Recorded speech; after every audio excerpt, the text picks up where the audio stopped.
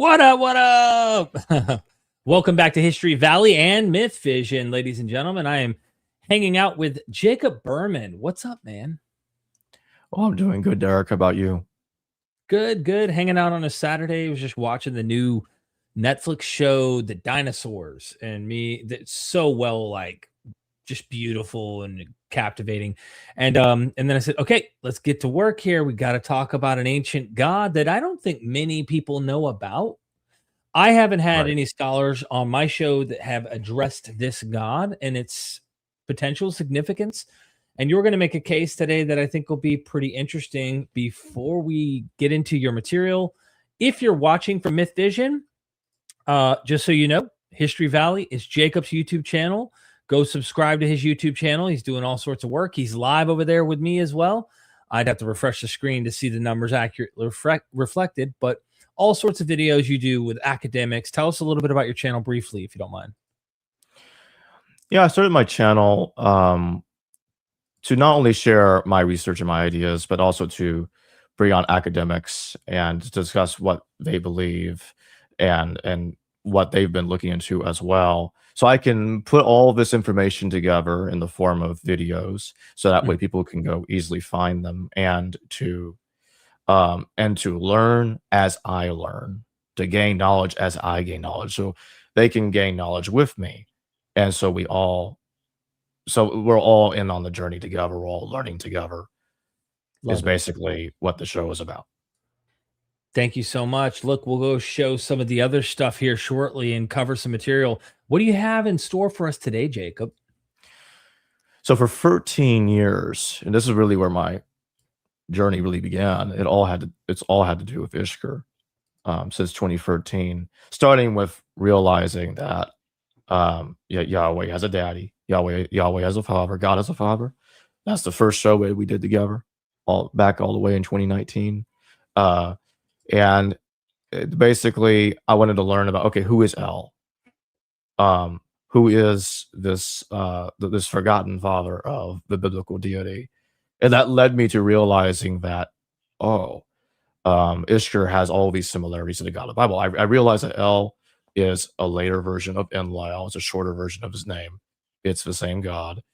And that's okay. So it's probably one of Enlil's children that became the God of the Bible, or one of his so-called children that became the God of the Bible. And when it came to the point of comparing Ishkur to the God of the Bible, when it came to that point, I started realizing that there's a lot of similarities with Ishkur and the God of the Bible, like a lot. Like, Yeah, I'll I'm just like, stay up front. I didn't even know about this god. Like, I maybe have heard him passing. I'm like, so maybe think of all of us as people who probably don't know who right. Ishkur is, you know? He is a Sumerian storm god. He can cause drought, floods, plagues as well. He is commanding. He's portrayed as commanding deities that have the power to bring plagues and drought. This is even more expressed, I would say, in the Anatolian text. Anatolia is modern day Turkey, by the way. Ishkur was massively worshipped in Anatolia, and that's going to be a major focal point in this stream, especially when we talk about Noah and the location of where Noah's Ark supposedly lands in Genesis. We will get to that point during the presentation, and all of you see where I'm going with that. Yeah. But essentially, Ishtar has a lot of parallels. He does kind of die and rise again in the Anatolian text.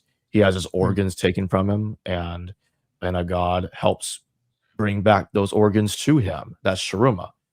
And so he causes floods. I'm also going to get into the scholarship about about Ishkur being the chief god of the Hyksos. Now, just so we're clear, I'm not saying the Hyksos are the Jews. I know that I know that's a claim that some make, the Hyksos, and the Hyksos are the ancient Jews. But I think that their story was more like an inspiration, or in today's vernacular, plagiarism, for creating the book of Exodus, or the Exodus narrative that we see there coming out of Egypt. Regardless of how you look at that, Ishkur is nevertheless a chief god of the Hyksos. and you have like one of the leading Egyptologists, Manfred Bitek himself, specifying that Baal-Hadad, Ishkur, is the chief god of the Hyksos, of people that go in and out of Egypt. And he basically made this point on my channel, and that Baal-Hadad is the chief god of the Hyksos, which is important. I think Jan Assmann also thinks along the same lines, in the sense that the story, at least, is utilized. The Hyksos expulsion, which was historical, may have been a template or used as a template within the Exodus motif. Real quick, Brian Evans, thank you. Anyone who super chats, of course, you get to ask questions, comments, whether you're on History Valley's channel or on Myth Vision. We really appreciate the support. Keeps the lights on. Thank you so much for that super chat. Can't believe I'm now discovering this channel. I love learning about both mythology and religion. Looks like I have catching up to do. Don't we all? We've been doing this for a long time, and we still have a lot of catching up to do. But also, since you're here on Myth Vision super chatting, why don't you check out History Valley? There's a lot of academic work over there. I encourage everybody to go and check out his research as well, and the scholarship brings on. So figure, why not shamelessly plug you at the same time, since they're just trying to discover information, Jacob. Again, thank you for the super chat. Sorry to interrupt, Jacob. Hey, if they super chat though, we gotta. Oh, I know. I know. I know how it goes. I do the same thing. It's all good. But yes, there's a passage, I believe it's in Isaiah, in which you have the God character, you have the God of the Bible saying something pretty interesting, saying something to the effect of, Egypt was once my people, and the Assyrians my handiwork. Right. Now, what would make him say such a thing like that? Egypt was once my people? It's like he's trying to make a distinction in which, well, I had a different people at one time. And you could look at that as being a passing reference to the Hyksos when they were in Egypt. And so again, they're not exactly the same people as the Jews, but their narrative that became the Jewish Exodus story was an inspiration. And I think that what's being said in Isaiah about Egypt being once my people lines up with that pretty well, I would say.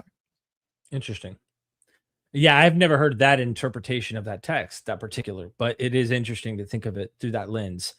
So you're, just so we recap so far, you're suggesting that what you aren't, the academics you've researched and then primary sources you went to go check, is that the Hyksos, who are an Asiatic peoples that were in Egypt, even ruling in Egypt, eventually get expelled or expulsion, an exodus, so to speak, of these people out of Egypt, go back into Lebanon, Syria / northern Asia, if you will, of the time.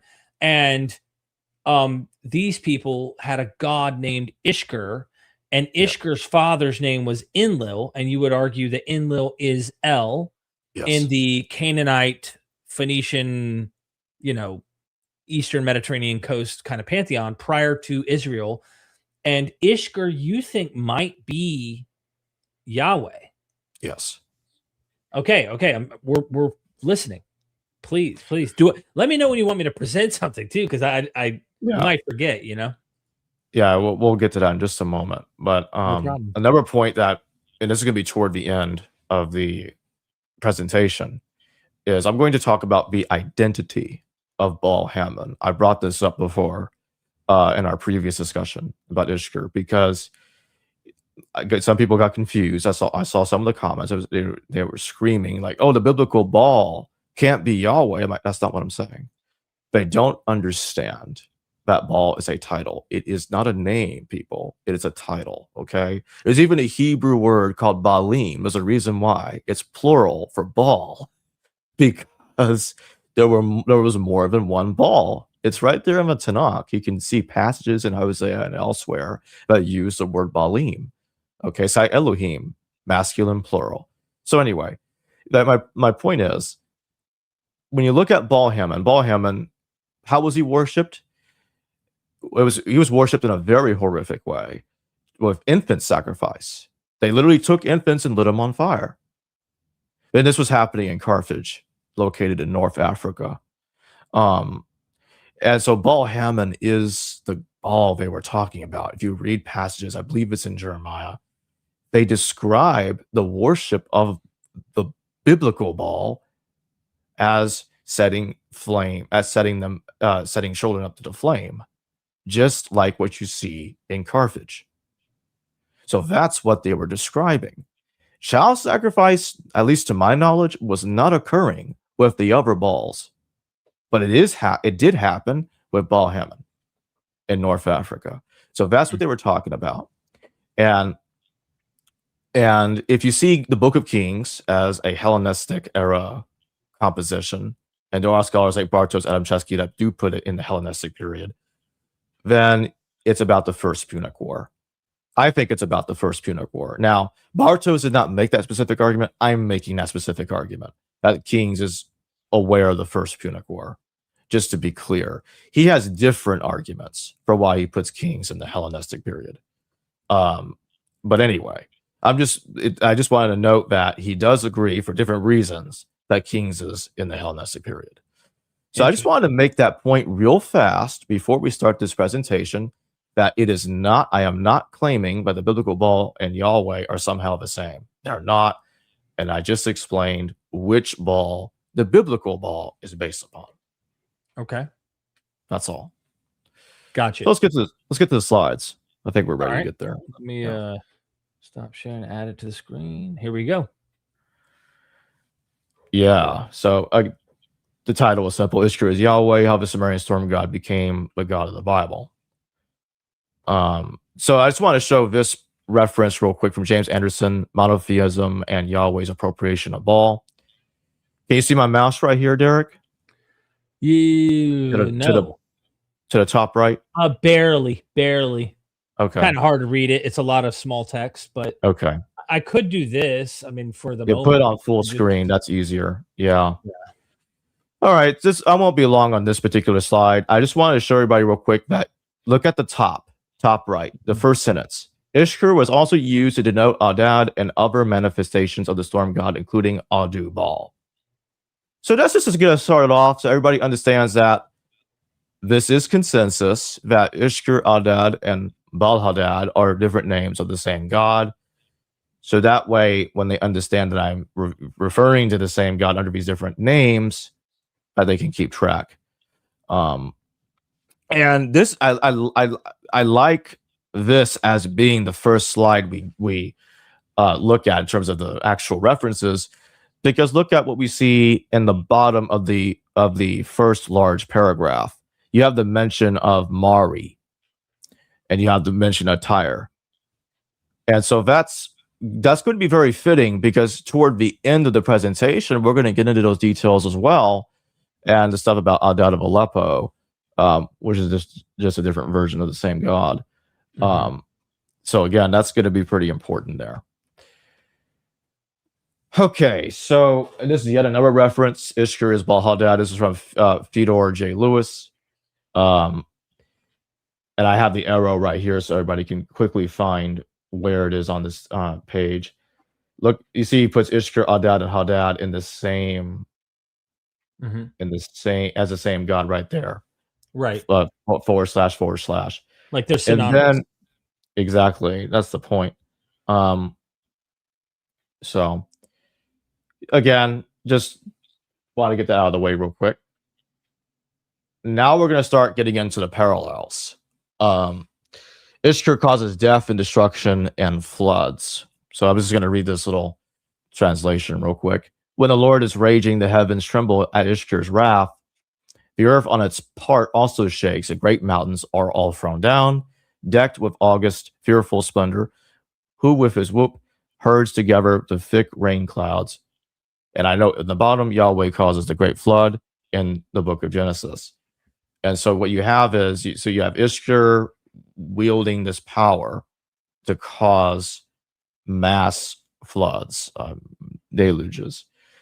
Now this takes me to the book of Genesis, Mount Ararat. Where is that located? Well, it's right there on the map. Let me show people. Yeah. We kind of prepared this actually for this episode, because I did another episode recently on the origins of hell. You could see Yeah. on the world map where we're at here. Yeah. Saudi Arabia, the whole nine. And to just show you, up here near Armenia is where Mount Ararat is. It's this snow-capped mountain right here. Now, I just want to make something clear that Teshub, which is what the ancient Anatolians referred to Ishkur as, or Tarhana, is another name for Ishkur in that territory. Again, that's modern-day Turkey. Where does Noah's Ark land? Ararat. He lands in Turkey, at Mount Ararat specifically. That's my point. So why is it that in the book of Genesis, they just happen to choose that location for the fictional landing of Noah's Ark at Mount Ararat? Right. Because, in my view, it's because Ishkur is the God of the Bible. So the geography, you're saying, not only is Lines the up. God synonymous that you were talking about, but the geography kind of makes the synonymous connection for you. Yes. Okay. Precisely. Interesting. Now, the next parallel we got here, we have Ishkur, aka Adad, and Shamash taking Enmedaranki to heaven, just like what we see in Genesis when Enoch is taken to heaven, like I note in the bottom of the page. And anybody can look this up, just like anything else I talk about. You can look it up and confirm these parallels yourself. So Enmedaranki is taken up to heaven by Ishkur, and you can already note that this is all piling up on top of the other similarities I've already went over. And it's only going to continue to pile up further. So I'll read this translation real quick. Shamash and Ababara appointed Enmedaranki king of Sippar, the beloved of Anu, Enlil, and Ea. Shamash and Adad brought him in to their assembly. Shamash and Adad honored him. Shamash and Adad set him on a large throne of gold.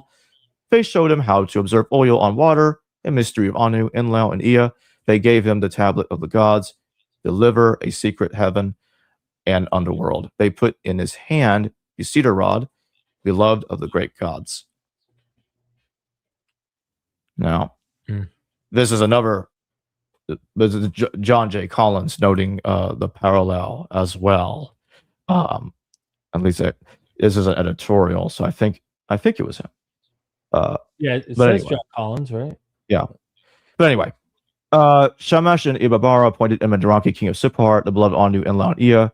Shamash and Adad brought him to their assembly. So you see, it just reads the same way, practically. Mhm. Now, if you read the second paragraph right here, and being moved to seventh place, Enoch took on some attributes of one of the long-lived antediluvian figures of the Sumerian kings list. So they're noting that Enmedaranki parallels Enoch. Right. So you have geography of the boat landing at Ararat. You've got the parallel in the Enoch tradition with the older Sumerian king list, with Ishkur involved in that. Yes. So Ishkur is involved in both situations. Got it. Now, this is where things start to get a bit more interesting. Ishkur overthrows Enlil. So this is in the Baal cycle, okay? And you have Baal seized the sons of Aphirat, that's Asherah. He smote the great ones with the broadsword. He smote the pounders of the sea with the mace. He dragged the yellow ones of Mot to the ground. Then did Baal sit upon the throne of his kingdom, on the cushion, on the seat of his dominion. Okay. So what's happening here is you have Baal overthrowing the 70 sons of El. And I'm going to get into more detail on that in a second. But if we keep looking at this translation here, it says, days pass from days, they pass into months, from months into years. Then in the seventh year, I find it interesting that the number 7 is noted here in a kind of a special way, kind of like the seventh day, the Sabbath is important in Genesis because that's when God rests after the 6-day creation. But here it's different. So it's like, I feel like Genesis is inverting this story because it says here, then in the seventh year, divine Mot to mightiest Baal. He lifted up his voice and cried, because of you, Baal, I have suffered abasement. Because of you, I have suffered splitting with the sword. Because of you, I have suffered burning with fire. Because of you, I have suffered grinding with millstones. Yeah, so I'll head to the next slide then. This is from the Anatolian text, the Song of Hedamu. So Ea began to say, why are you destroying mankind? It will not give sacrifices to gods. It will not burn cedar, an incense to you. If you destroy mankind, they will no longer worship the gods. No one will offer bread or libations to you any longer. Even Tisab, Kumia's heroic king, who himself worked the plow, Ea, king of wisdom, said to Kumarbi, why are you, O Kumarbi, seeking to harm mankind? Does not the mortal take a grain heap, and do they not promptly offer it to you, Kumarbi? Does he make offering to you alone, Kumarbi, father of the gods, joyfully in the midst of the temple? Now, there are different versions of the rebel story, of this rebellion against Ishkur. So you have the song, you have the Hedamu song, you have the song of Ilyanka, you have Ulukumi's rebellion. It's the same character with different names. You have the song of the silver one too. So this is from Alberto Green, the storm god in the ancient Near East. And this is what he had to say about the popularity of Ishkur or Adad among the Hurrians. I was just talking about Hurrian myths and Hittite myths as well just now. The popularity of Adad among the Hurrians is also apparent in the Nuzi text, which identified a Hurrian storm god Tishab with Adad.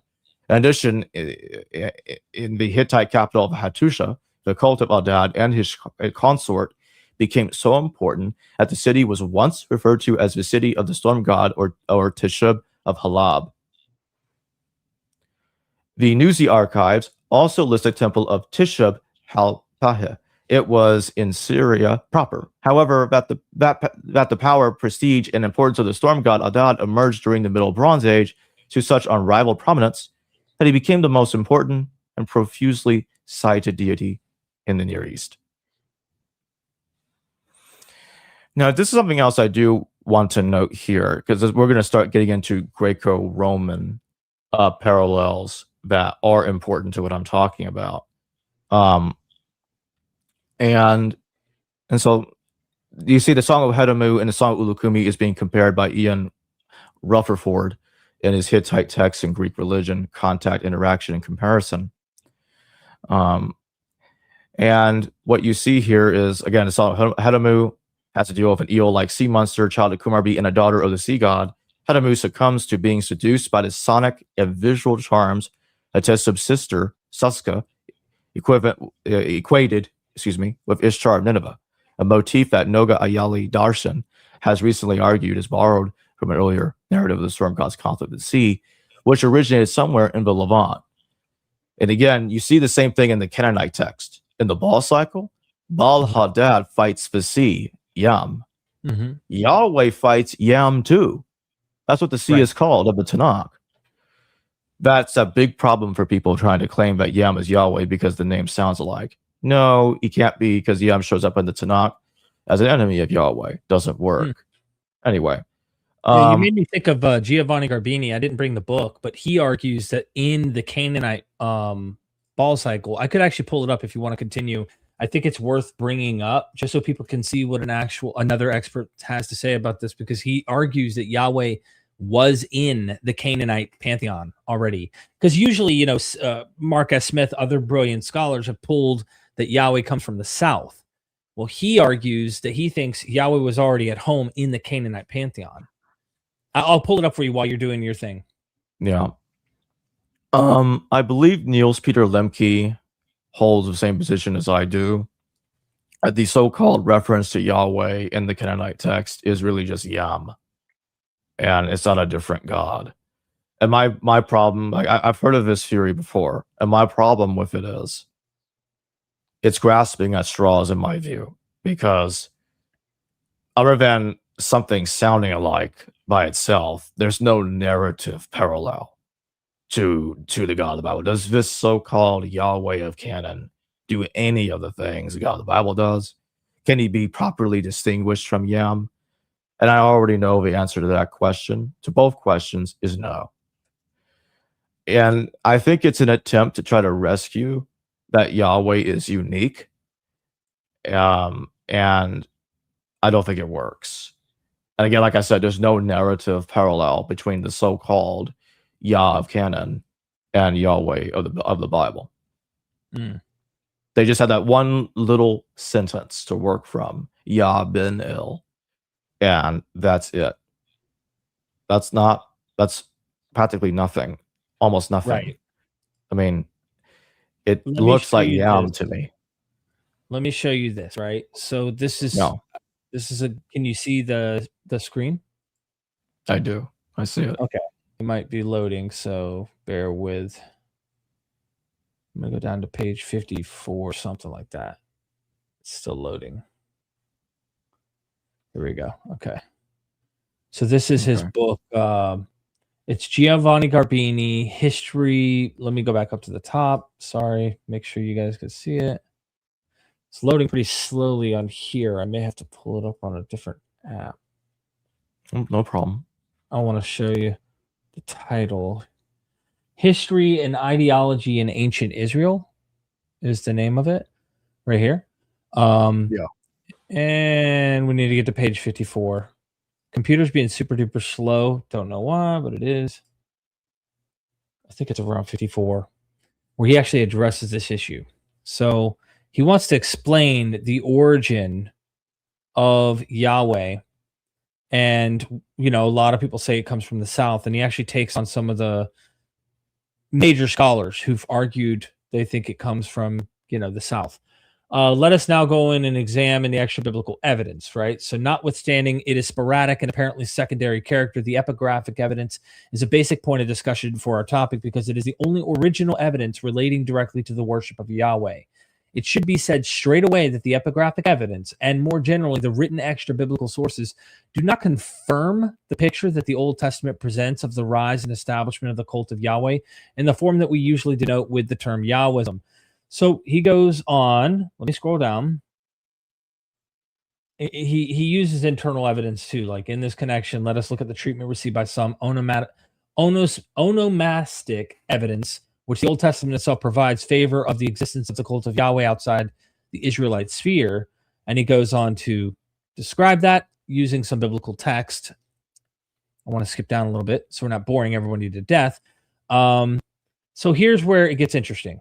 He says, the Hebrew name's quite uncertain. This assertion is all the more remarkable in that it was made by no less a scholar than Noth, who in the pages which he devotes to the presence of the divine name Yahweh in Hebrew nomenclature, in fact, proves more of a theologian than a linguist. He's taking a jab at Martin Noth, right? He says, this is demonstrated.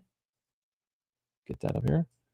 This is demonstrated clearly by the final words of his investigation, in which, having summarily liquidated the Amorite onomastica and having also turned Yalbibi, the Aramaean king of Hamath, known to us from the annals of Sargon II, into an Israelite, who he calmly went on to say, thus in no case is the name Yahweh to be encountered outside and independently of Israel, so the tradition of the book of Exodus could be right, namely that the divine name Yahweh arose for the first time in Israel, or better, for the first time with the people of Israel, and therefore in some way goes back to the work of Moses. If this has been the fate of the biblical evidence, it will not be difficult to imagine that reserved for extra biblical evidence that the discoveries of the text have produced, leaving aside the mention of Yahweh. This is the good part. So he says, mention of Yahweh in the stele of Mesha, because of the corruptness of the text. We've already noted Yalbibi of Hamath. Then there are the Amorite onomastica of Mari and some other Syrian cities, which can be dated around the 18th century BC, which offer various attestations of names compounded with Yahweh or Yahweh and Yah. Since this last element is taken as a hypochoristic suffix, it has long been quite certain that the nature of the word is verbal, and it is thus safeguarded from dangerous onomastic comparisons. From Noth to W.F. Albright and to the latter's docile pupil H.B. Huffman, it has been the merit of A. Finnett, first in a study dedicated to King Yahweh Elah, and then in the specific article to have demonstrated convincingly the formal identity between Yahweh, and the name of the Hebrew God, when a fragmentary text from Ugarit belonging to the mythological Baal cycle produced a verse in which the god El said, and this is exactly what the god El said. Here we go. Yeah, the name of my son. The name of my son is Yah, right? Exact source. Many scholars hastened to correct the text to remove the mention of Yah. When the arbitrariness of this procedure was pointed out, they found different ways to deny the evidence. One was to see Yah as the usual verbal form interpreted in different ways. One was to suggest a phonetic variant of Yam, the Ugaritic god of the sea. Very few scholars follow Abby H. Cazellas in accepting the existence of God Yah at Ugarit, even though he is a god who moreover continues to be attested in the area even in the next millennium, as Porphyry testifies in Eusebius' preparation for the gospel, when he asserts that the gospel Yahweh was worshipped at Berytus. So the same deity, he argues, in a whole millennium later is in the same region of Phoenicia, still being called the same god. This is it. He's arguing he thinks the same God that's in the Baal cycle. Anyway, sorry for my diatribe there, but at least I got to see the scholarly work. Well, I could, if I wanted to, I could go another direction and talk about Ayas, in which some link to Yahweh. And guess who he's helping in the Anatolian text? Ishkur. So even I can throw in a Yah connection there as being subordinated to Ishkur, which would still lead me to the same conclusion anyway, with an extra step. And so here's the point about this Yah thing, and this is what makes the argument weak. Anybody can play that game. I gave an example just now. Some people have argued that a Yah is in the name. You're saying that the name has a Yah. Yes. And he is equated with Ea. I'm not saying he is Ea, but he is equated with Ea. Well, and I know a lot of people have thought Yahweh was a trickster deity to some extent. Oh, the day you eat the fruit, you will die. So maybe there's a merging of things happening here in Genesis.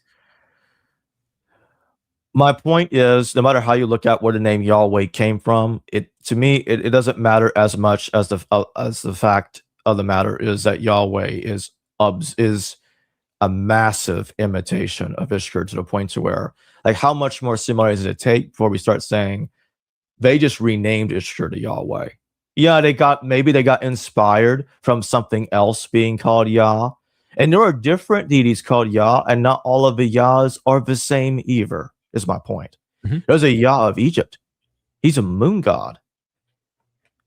So there are several different Yahs. And that's the point that I want to make clear to the audience. I wanted to mention this because specifically, this guy is a philologist, right? So he's not only looking at the archaeology and stuff, and I think that, it's important to understand there is a debate around where the god Yahweh comes from, where this name comes from.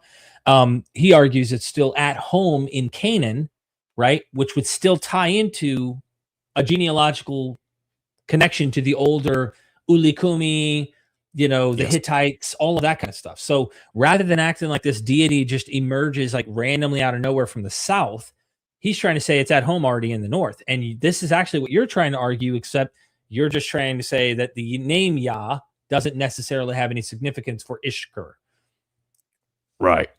And again, when Ishkur becomes God of the Bible, I think they deliberately wanted to give him a name that, even though it resembles Yah, they wanted to give him a name that was very different from other gods to make him distinct.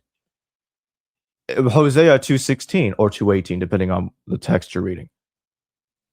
It says not to call him. I'm sorry?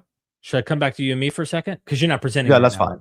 Depending on the text you read, you could say, okay, he's called, depending on the version of the Bible you're reading, but it says not to call him Bali, my master, anymore, but to call him Ishi, my husband. So he's one of the Baals of canon. Hosea is just admitting that right there.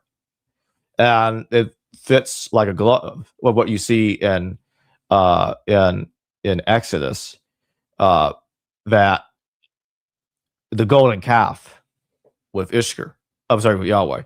When Yahweh was being worshipped with a golden calf and Yahweh was mad, and then Moses breaks the tablets when he sees the golden calf. So that just fits very well. And that actually takes me to my next point.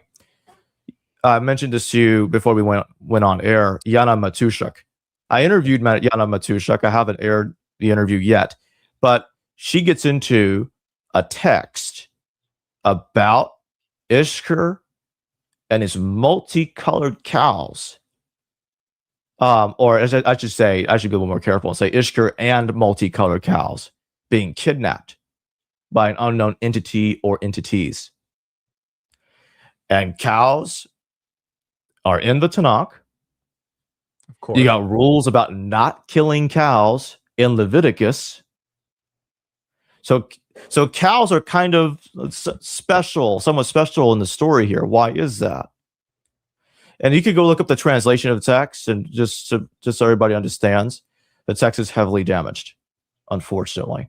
And the parts of it that can be made out, Ishkur and multicolored cows were kidnapped by an unknown assailant or assailants. But it looks like this cattle theft seems to be the predecessor to the story of, I believe it was Hermes kidnapping Apollo's cattle in Greece, actually. This myth here is far older, much older. Right. Yeah. Funny story. Very funny story. Are you talking about the infant? Because I think there's different versions of it, but there's infant Hermes comes out of his cradle the day he was born or something, goes and steals some cattle, and Apollo finds out, like, the evidence traces back to him in his cradle, and he's just wrapped in his swaddling cloths. Like, did you steal my cattle? Me, a wee little baby, would never steal your cattle. You know, like, I can't. I'm a baby, but he clearly did. This myth you're saying is older and likely the inspiration behind that story from the Greeks. Yes. Interesting. I think so. We could go back to the slides. We're getting to the part now where Ishkur slays the 70 sons of Athirot. So I'll put that on full screen so that way they can see it a little bit more easily. We'll go to the first arrow in the bottom left. In the great second battle, Ulukumi boasts of the role of his father, Kumarbi has assigned him.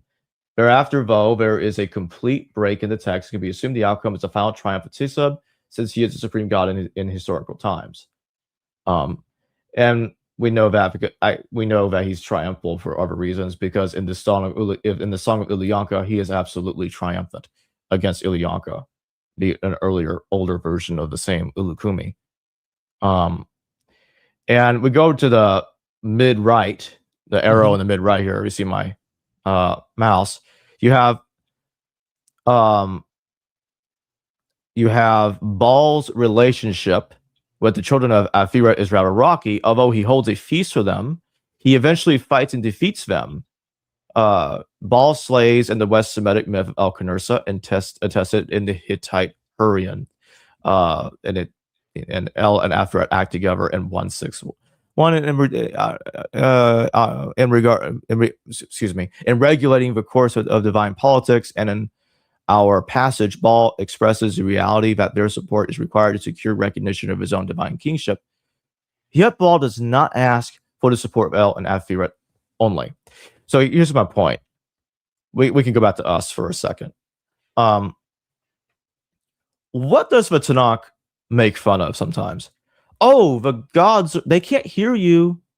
Lifeless idols can't hear you. You know how, I think it's Elijah at one point mocks some people and says, Baal can't hear you. Right. Now, why is he saying such a thing like that? Oh, well, if it's a sequel to the Baal cycle, because Baal Hadad, the biblical god, has already killed them. Oh, no wonder they can't hear you. They're dead. You see my point? So it's following that story practically perfectly, and at least in that respect. And And that's the point I want to make here. And what you have here in Genesis is what? The table of 70 nations, Right.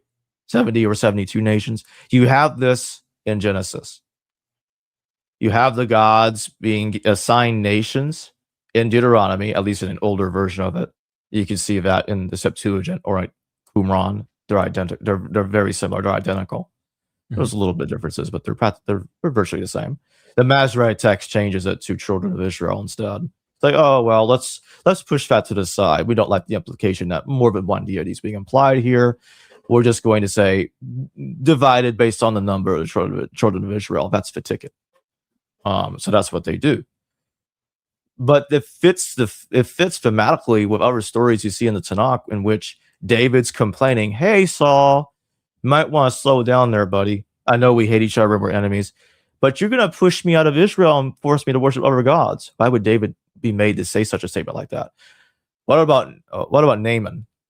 Now that's my favorite one because it's absolutely hilarious to me. Mobile Israel, literally digging up earth from Israel, putting it in carts so he can walk on Israeli earth. So Yahweh will be literally forced to protect him no matter where he goes. So like, why do we have these kind of stories in the Tanakh if they're thinking, oh, there's only one God, there's only ever one God? No, if you leave Israel, you have to worship a different God. That's the implication here. Because each territory is a province of another deity. So that's what's going on. Right. The geography is attached to the gods. Yeah. Yeah. Now we can go back to the slides. So on the top, so when we look over here is what you got Hupasia, the mortal Hupasia. I didn't really talk about him before, Hupasias, or Hupasia. Hupasia helped Ishkur or Tishab bind the rebel Ilyanka or Ulukumi. So he binds Ilyanka, helps Ishkur defeat him. But then Inara, the goddess, she's a ally of Ishkur that helped him. Inara tells Hupasia, okay, there's just one thing you can't do, basically. Don't go look out the window to your family. So basically the story is kind of like Hupasia has a new life. I think that's the implication of the story. And he's cut off from his family. He can't go back. Don't open the window. Don't look outside to see them. But he does so. And she gets pissed. And unfortunately, the ending is broken. We don't know how it goes. But what Hupasia does have in common with Adam is a disobedience. Now, in Hosea 6:7, you have Adam breaking the covenant with God. But there's no mention of Eve. There's no mention of the garden. All those other fluffy details that are in Genesis is not in Hosea regarding Adam. So that is a later... I would say Genesis is developing a little bit more than what's going on in Hosea. But my point is the way Hosea is presenting Adam, because he lacks those details, in a way makes him a better parallel to this guy than what we see in Genesis. And it's interesting because there are much later stories. I do want to note there are much later stories. So I want to be careful there that try to embellish the fall, or embellish the what was really going on with Adam and Eve, and try to suggest that sexual intercourse was involved instead. And that's my point. It's kind of like, in a way, Hupasia being tempted to look out the window to his family, to his wife, and his children. He probably misses his wife. You see what I'm getting at? Mm-hmm. Yeah. So it's interesting, nonetheless, that this is a disobedience, and that's my point. You have a mortal that helps Ishkur. Inara helped Ishkur defeat the rebel. That's the point. Mm. And this is where Alberto talks about the situation. So I'll read a little bit about it.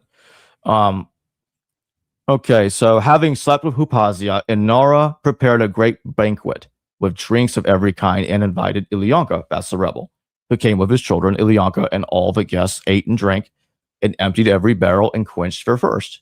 As a result, the dragon and his children could no longer go back into their hole. Hypatia, the mortal, then came and bound the dragon with a rope. Ilyanka, having now been immobilized, the storm god came and took his revenge by killing him and all the other gods who had accompanied him. Notice the all the other gods part. Yep. Kind of like the 70, it's the 70 that just got killed in the ball cycle. Mm-hmm. Let's keep going. Inara then built a house on a mountain in the country, warning Hypatia to stay inside and not look out of the window when she departed. But as anticipated in Inara's absence, Hypatia looked out of the window, saw his wife and children, and grew homesick. That's what I was just talking about. When Inara returned, he asked to be allowed to return home. The text then becomes fragmentary, but it is possible that Hypatia was punished or destroyed for his disobedience.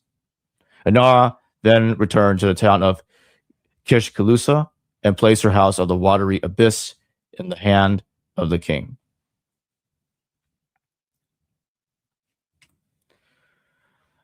So now I'm going to shift to Marduk, because Marduk, I just want to be very clear, I am not claiming Marduk and Ishkur are the same. They are absolutely not the same.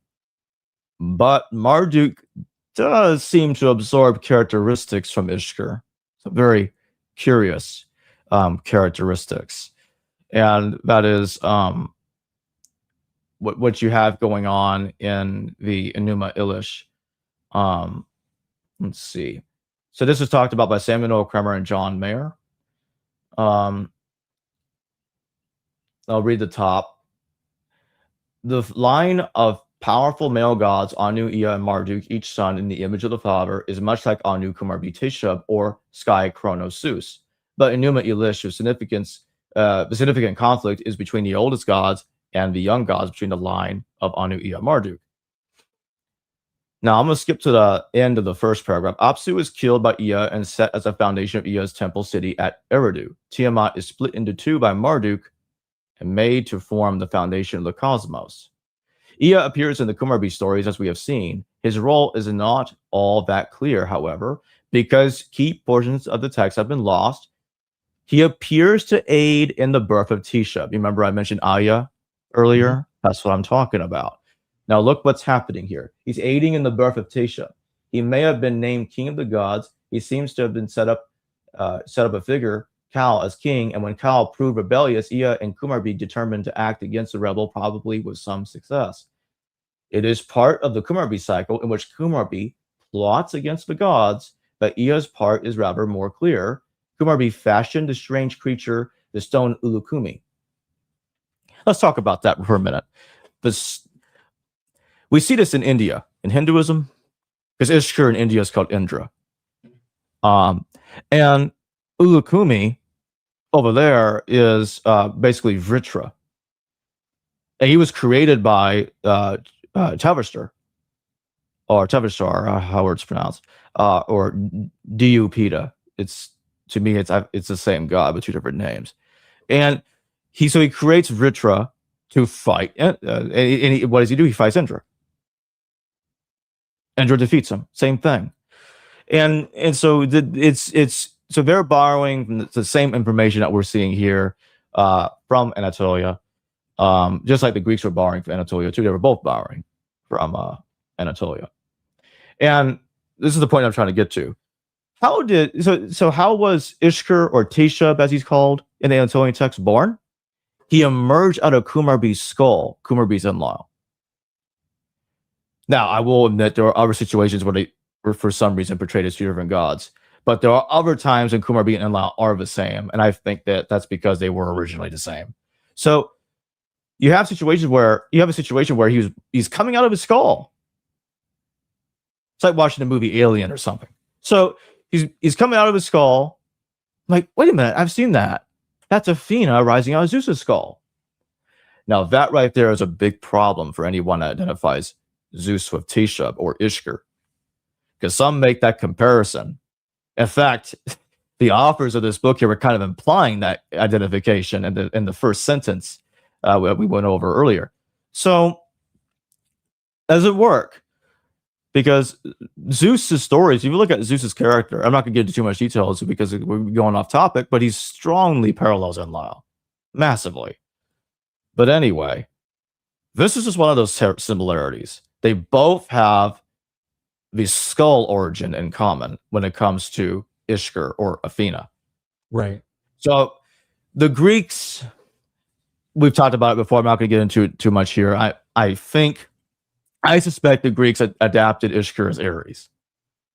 But originally, he was going to be a bigger, more powerful god. But Hesiod decided, nah, we're not going to go in that direction. We're going to go take a different direction. Because he decides, we're going to have Zeus find out about this. And he's going to swallow Metis whole, Cronos style. So that way, this sun that will be more powerful than Zeus's thunderbolt will never emerge. So instead, you have Athena, a literary override of Ishkur in terms of the birth narrative. And Athena is based on a different Sumerian goddess. She's Anunnatu. I think she's Anunnatu, the Sumerian goddess of war and virginity. She's mentioned as a daughter of Enlil, by the way, and apparently being very, very loyal to Enlil, very similar to the relationship we see between Athena and Zeus, by the way. And Anunnatu, by the way, is actually a virgin goddess. Why do I make that point? Because you know how sometimes a goddess can be a virgin and yet she has husbands somehow?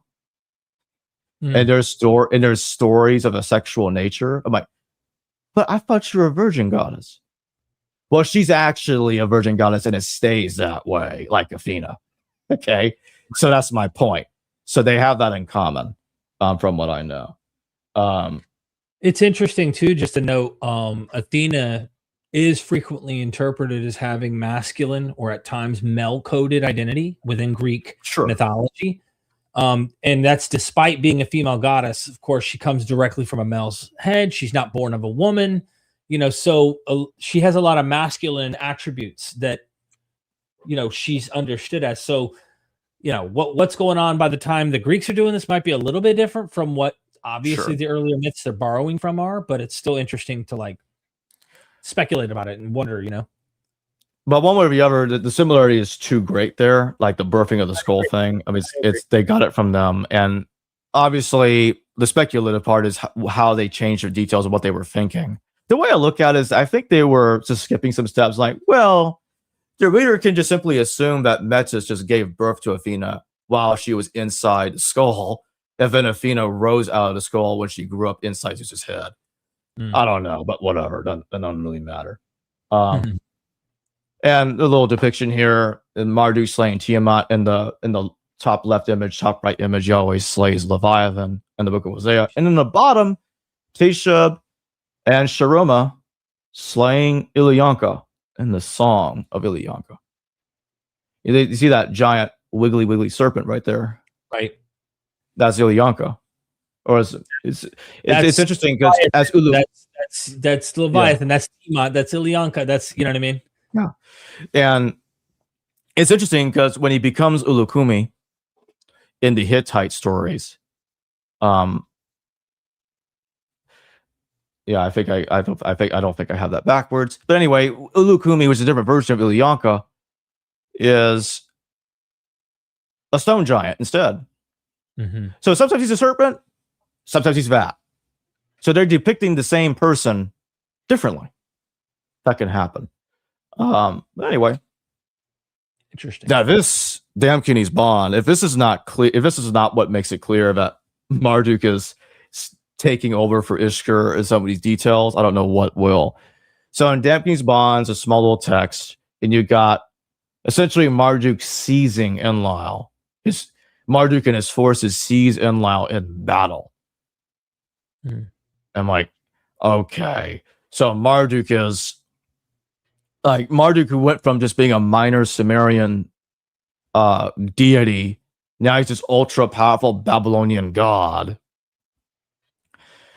And he's doing what Ishkur does. These details are much later, by the way, in the other text I'm talking about, if I remember the dating correctly. And what's interesting is, it's interesting that in the Tanakh, Marduk is criticized as a false god. In Jeremiah, I believe it's in chapter 50. Marduk, the false god of Babylon. Ishkur is never criticized in the entire Bible, ever. Marduk is. So I think they kept track. I really think they did. I think they kept track of these changes. And they were very careful to avoid critiquing Ishkur, or even different versions of Ishkur, different names of him, not mentioned in the Bible, because they were trying to be careful. Not Yahoo, same thing. Not Yahoo's Yahweh's wife. And the Elephantine Papyri. That's one of my other best evidence for my theory. Oh, it just happens that Anat Yahu is Anat is Baal Hadad's wife. That's right. The same goddess as Baal Hadad's wife in the Canaanite text.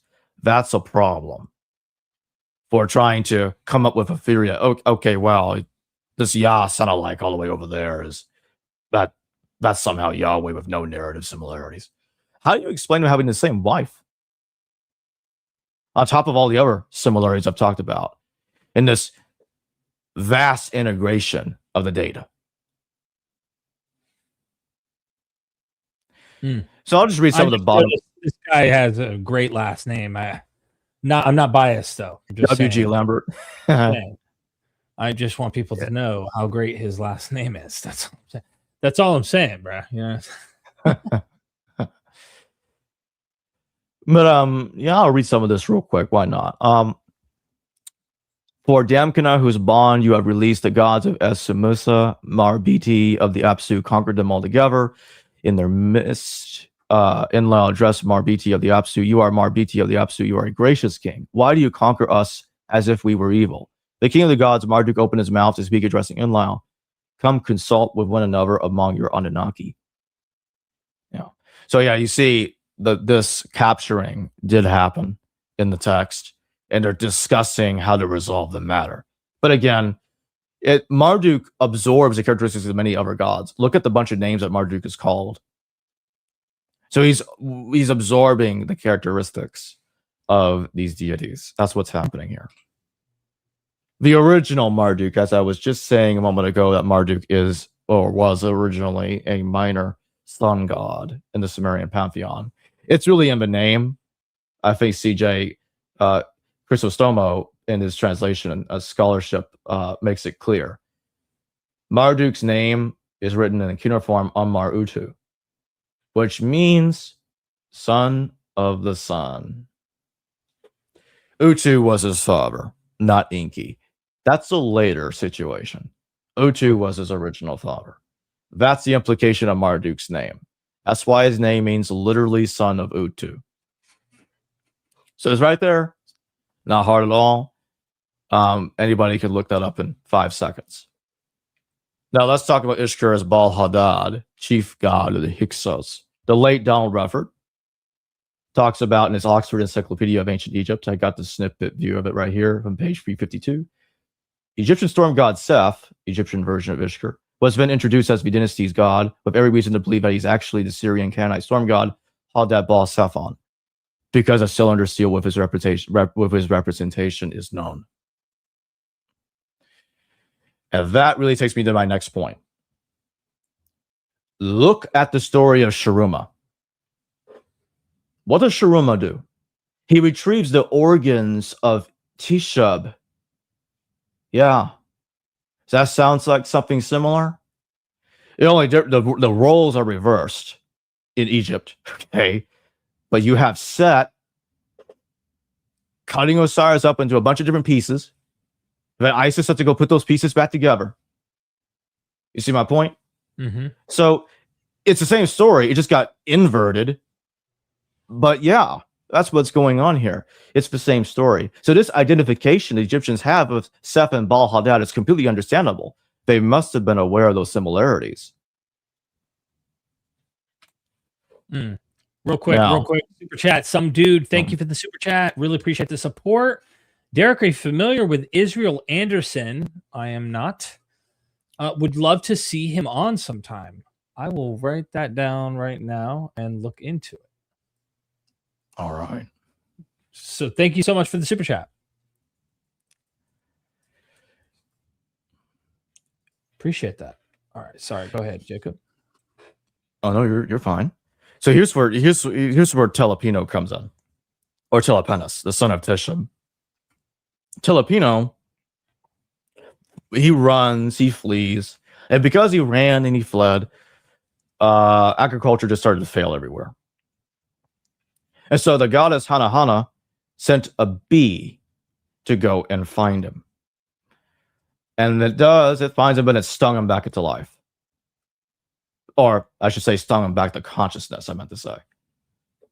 Now, when we go to the Ishkur and the cow story that we talked about earlier, well, Ishkur literally is that kind of detail is true about himself. You have Ishkur being seized and captured, and it's implied, and the fox shows up in the story, and it appears to be implied that there needs to be a search to go find him. I actually asked Yana Matushak during the interview, and everybody will see this soon when I air it, if she thinks there could be a correlation there. Because it's interesting, because I think that you could make an argument that Ishkur became his own son, Telepino, because instead of this happening to Ishkur himself and the Anatolian story, you have this story of the search for the missing god kind of reallocated to his son, which could be seen as a duplication of himself.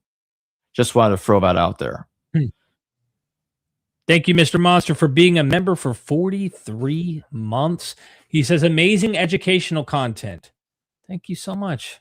Yeah, Jacob worked hard on this, getting prepared to, give his thoughts. Now, here's why I brought this up. The Son of Man. And this is the irony of it all. The avoidance of making the comparison between Baal Hadad and Yahweh. Now there are some scholars that have compared them before, but not to this extent. But they like to compare him to the Son of Man. You know how they like to compare the Son of Man descending from the clouds, Baal Hadad, the rider of the clouds. You know what I'm talking about. I do. Well, if that's okay, you see what I'm getting at? If that's okay, if the Son of Man could be an imitation or potentially a Judaized version of Baal Hadad, why not Yahweh too? And then I just showed that there's some evidence that indicates that he literally became his own son in the Anatolian story, as its detail of finding the god that went missing or kidnapped is delegated to his own son. In a different culture. Yahweh himself is also understood, I believe it's in the Psalms, as a cloud rider. So both the Son of Man and Yahweh kind of have that in common. Mm-hmm. With Baal Hadad. That's my point. I agree. Let's see what Christopher Hayes has to say in Wenamun's prophetic mission. And again, this is going to get to the Baal. Ishkur Baal Hadad equals Seth. I thought you were about to get down to the balls. But we've said balls so many times on this show today, huh? That's true. We go to the second paragraph here. Since Wenamun is set in the 21st dynasty, probably written in the 22nd dynasty, it fits well into what is known about the Egyptian reception of Baal Seth. After the Hyksos period, Baal Seth was mentioned less during the 18th dynasty. but then gradually grew in popularity again, seemingly thanks to traders in contact at the Levantine coast because of Baal's role as a controller of the sea. Now, if you go to the bottom here, the bottom of this paragraph, it says here, for example, Ramses II not only claimed to be beloved of Amun, his father, but also called himself Seth Baal and boasted that the Hittites said to him, "You are Seth, Baal in person. The dread of you is a fire in the land of Hadi. The mighty pharaoh was Baal."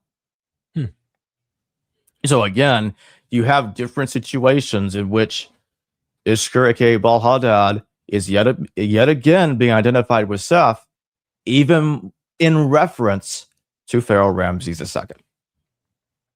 And I don't want to give away the secret here, but you're probably going to get to some of that, is that Seth was identified with Yahweh. Yeah, that's what I was saying. Yes. Yeah. That's the implication here, is that they're the same God. Yeah. Got it. They're all the same God.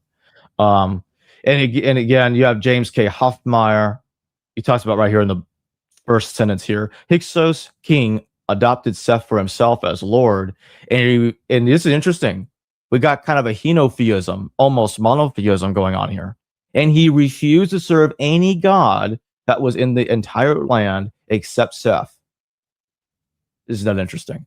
This is a couple of centuries before Beaten, the monotheistic god of Pharaoh Akhenaten. Seth, of course, was an Egyptian deity who corresponds to Baal of the Semitic world. Orly Goldwasser recently explained that the offense of the Hyksos is not that they worship Seth, but the fact that the Hyksos ruler did not worship any other god in the entire land except Seth. The use of the word "except," uput, I probably mispronounced that, is the same exclusionary word used by Akhenaten to describe Aten. I was just mentioning something like that a moment ago. And I'll get to the second paragraph here. I'll just read this last thing from this slide. Goldwasser's observations are quite intriguing. It is difficult, even after 4 decades of excavations at Tel El Adaba, to know if Apophis worshipped only one deity. However, the main temple of Avaris was a precinct of Baal Seth, which thrived throughout the Hyksos period, and was even restored in Tutankhamun's and Horemheb's reign.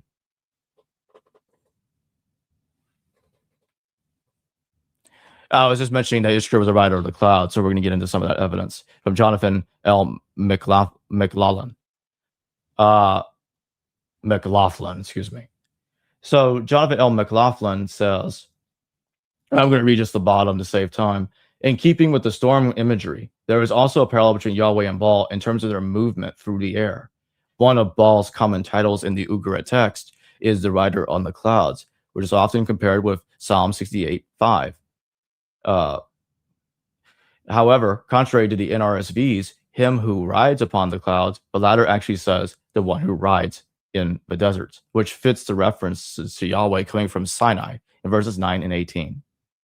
Nonetheless, the rain in verse 9 presumes the presence of clouds, and since the difference between the Hebrew words for clouds and deserts is just one kazanot, the psalmist may still have had Baal's title in mind. He had balls in mind? Just Baal's title. Moreover, however, Yahweh does fly through the air, often in conjunction with clouds. Deuteronomy 33:26, Psalm 18:10-12, 68:34. Note the rider 104:3, Isaiah 19:1. Again, rider appears. Jeremiah 4:13, Nahum 1:3. This culminates in the one like a human being. Now, all that desert imagery too just makes me think of Seth again too, but I don't want to like make super duper leaps without like philological. Oh no, it's fine. But you see what I'm saying? Like that's interesting. There's already huge parallels with Set and Ishkur, so it's just piling. It's indirect piling, direct piling up, and this horizontal integration is totally fine in my view. This whole Hyksos thing, it makes me want to go open up Jan Osman and go read all this stuff all over again, but really absorb it. You got me thinking like. We always talk about the rise of monotheism and like, oh, that's all later, but it's like, why is this the only God they worship? And maybe it's tough to say what is being meant by this, because henotheism, like hyper monotheism, I don't even know if that exists. You know what I'm saying? I think it's safer to call it henotheism because Yeah. it's the worship of one God while not denying the existence of others. Right. That's what it looks like. And That's so what- what you have is you have evidence of steps, small Mhm. steps, but over a long period of time, it gets to the situation that we see today. Got Now it. let's talk about Anat Yahu from Yahweh and the gods and goddesses of canon from John Day. This is something I brought up a few minutes ago. Mm-hmm. He says, seems indisputable that the goddess Anat in the form of Anat Yahu did function as Yahweh's wife amongst the Jews at Elephantine in the 5th century BCE. Now, I do need to mention something real quick because I know somebody's going to say, what about Yahweh and his Asherah inscription? Okay, fair. I'm more in line with Margaret Barker's take on that situation. I think Asherah was just Yahweh's mother. But what I will say is I think what happened is Asherah got confused with Anat. You know about the triple goddess in canon. And so what happened is Anat and Asherah and Astarte, they got merged into a trinity, into a triune goddess. I think that's the reason why Asherah went from being his mother, because Asherah is Baal Hadad's mother. So why she become his wife? Because his wife, Anat, was confused with her from the triple goddess syncretism. I mean, yeah, there's so many possible explanations for it. It's one. It's one. And yeah, I don't want to distract you. But yeah, okay. I think there's options. Yeah. But anyway, the main point I'm bringing up here is you have in Elephantine, you have Anat Yahu, the consort, as a consort of Yahweh. And she is a consort of Baal Hadad and canon.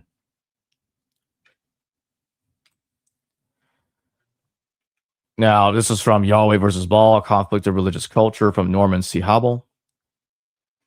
So I'll just I'll read from where my mouse is right here. So, do you see the arrow? Hold top on. in the bottom left? I see the arrow, yeah. Yeah, that's where. This is presumably a reference to the annual harvest cycle. At the end of 7 years, I talked about the 7 earlier, Mot, who is also aggravated by Baal's assassination of Mot's half-brothers, challenges Baal to a duel. The precise outcome of this heavenly encounter is not clear. The so-called Hadad text offers a similar theme in which a drought persists for 7 years as a result of an act of fratricide by Baal. But one thing is clear. The descent of Baal into the underworld in the preceding cycle is not the result of a battle against Mot. In that cycle, Baal's capitulation was quite docile and apparently a necessary consequence of the seasonal rotation. And I'll read to the text on the top here. He placed his feet on the footstool. He opened wide his gullet and laughed. He raised his voice and shouted, "Now I will sit enthroned and rest, and my soul shall rest in my breast. For Baal the victor is alive. For the Prince, Lord of the earth, exists." At last, we get to the biblical Baal. On the right, we have a depiction of Baal Hammon from Carthage. On the left, Milcom of the Ammonites. The Bible speaks of Milcom, and at one point, by mistake, by misspelling his name, he's called Moloch, the origin of the god Moloch. So Moloch is actually Milcom. Now, the Tanakh doesn't really make it clear, does not claim that the biblical Baal and Moloch are the same god. Nonetheless, the Tanakh claims that children were sent into the flames as sacrifice to both deities. Now, archaeologists have went through Ammon. They cannot find any archaeological evidence that children were sacrificed to this dude, Milcom, as of yet. Although evidence may turn up later. But Baal Hammon, yes, definitely in North Africa, in Carthage. Now, the Carthaginians are from Tyre, which is located in Canaan, next to the coast, it's next to the Mediterranean Sea.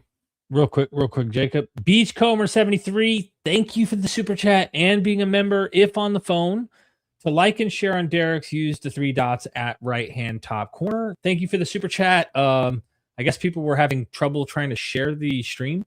So thank you for the super chat. I don't want to spend too much time on Paul Hammond, so I didn't really get much references here. And quite frankly, there's not even much information on this god. Most of the textual information about him comes from, I believe, from Greco-Roman sources that are polemical texts against the Carthaginians, in which they spoke of the Carthaginians as sacrificing babies by setting them ablaze to Paul Hammond. Now, they compared him, it was so grisly in their eyes, they compared him to Kronos or Saturn, because Saturn, what did he do? He tried to eat his babies because he was afraid it would overthrow him later. But anyway, just to be clear, I'm not claiming that Kronos is Paul Hammond, but the Romans were just making that comparison because they were similar. Take that however you will. But anyway, it occurred to me that the clue about who Paul Hammond really is was right in front of me. It's in his name, Lord Hammond, or Lord of Ammon. I think that's what it originally meant, Lord of Ammon. So the entire name was originally a title for this guy, of Milcom of the Ammonites. Milcom is attested in the Mari archives. I think it's in the Mari archives as Malcolm, kind of like the name Malcolm. So Malcolm is the more original name of Malcolm. So Malcolm becomes Milcom, and then Milcom became Lord of the Ammonites, or Baal Hammon. They just, the H is in front of the name Ammon, but anyway, Lord of the Ammonites. That's what I think that meant. And that explains why the Tanakh makes that parallel between Moloch and Baal, because they were both worshipped in the same way in child sacrifice. But like I said before, we don't really get archaeological evidence of child sacrifice to this god until we get to North Africa. When the Carthaginians they left Tyre and they went to North Africa, I believe it's in the early 1st millennium BCE. So this is the Baal Hammon this Baal Hammon is the god that became the biblical Baal. So that's what I'm trying to stress. This isn't I'm not claiming that the biblical Baal is Yahweh. That would be ridiculous. I'm saying that's a different deity. That's Baal Hammon, who to my knowledge is the only one worshipped in this kind of way. Child sacrifice. And so that's how it all comes together. And the Carthaginians, who were they originally? They were originally Canaanites from Tyre. That's why they're spoken of as Canaanites in the Tanakh. It's not that hard. Now let's talk about where it's located. I got a map. So you got the Carthaginian Empire. This is a map of the First Punic War era. And there it is. Right here. And so the Romans are sending ships over here, try to land some troops. There's a lot of fighting going on over here, I believe. And so, this is in the mid 3rd century BCE, or close to the mid 3rd century BCE for the First Punic War. This is about the same time we get the Septuagint, by the way, the earliest attested evidence of the Torah's existence was during this war, actually. So about that time, or depending on your dating of it, or maybe just before. I would say during, but whatever. So I think the Book of Kings had this situation in mind. I think that the author of Kings knew about this war, and this was polemic against the Carthaginians that was integrated into the Tanakh. And so I remember historians, they used to be skeptical of the Greco-Roman reports, polemic against the Carthaginians about child sacrifice. That is until they actually did the archaeological work in Carthage and they found the infants and the evidence that they were burnt alive. So they found the proof, and it's like, oh, okay, well, it's true. They were not lying about that.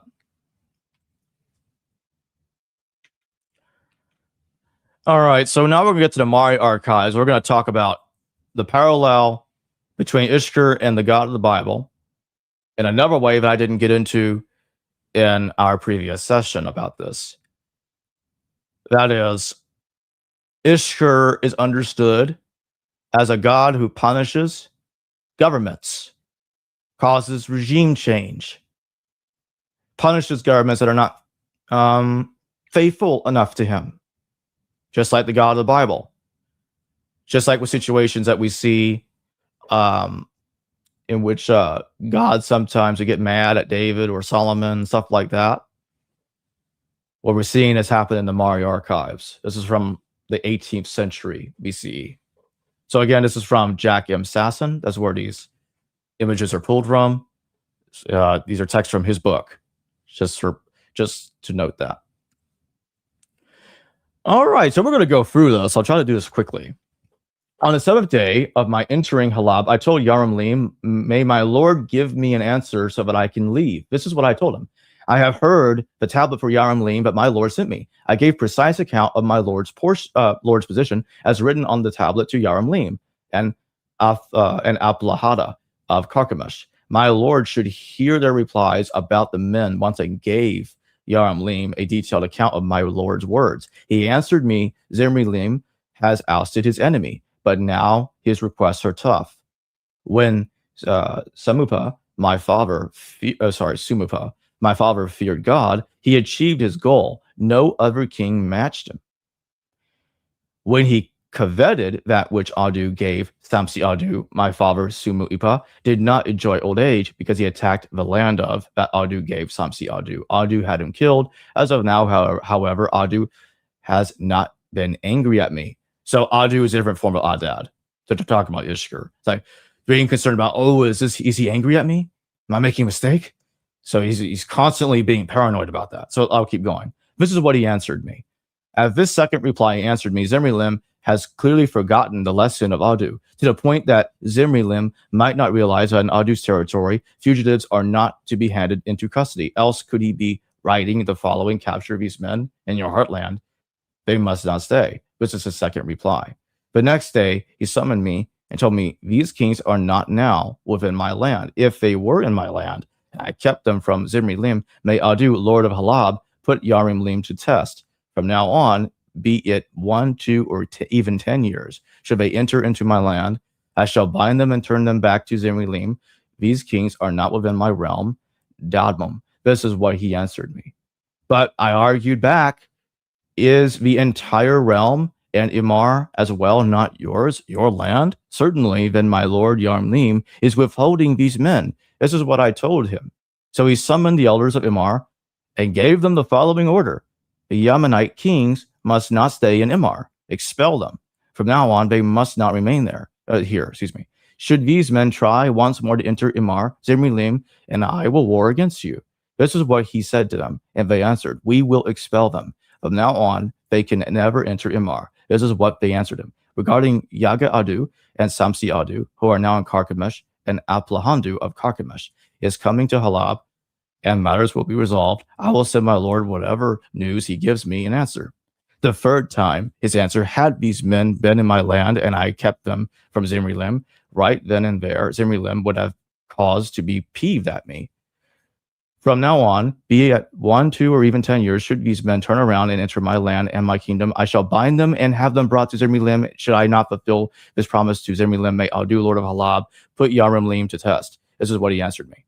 He wrote to Almudpila of Quatna as follows: Samsi Adu, Urabu leader, enemy of Zimrilim, is making his way towards you. You must expel this man from your land. He must not stay here. About Yagi Adu, Yaru leader.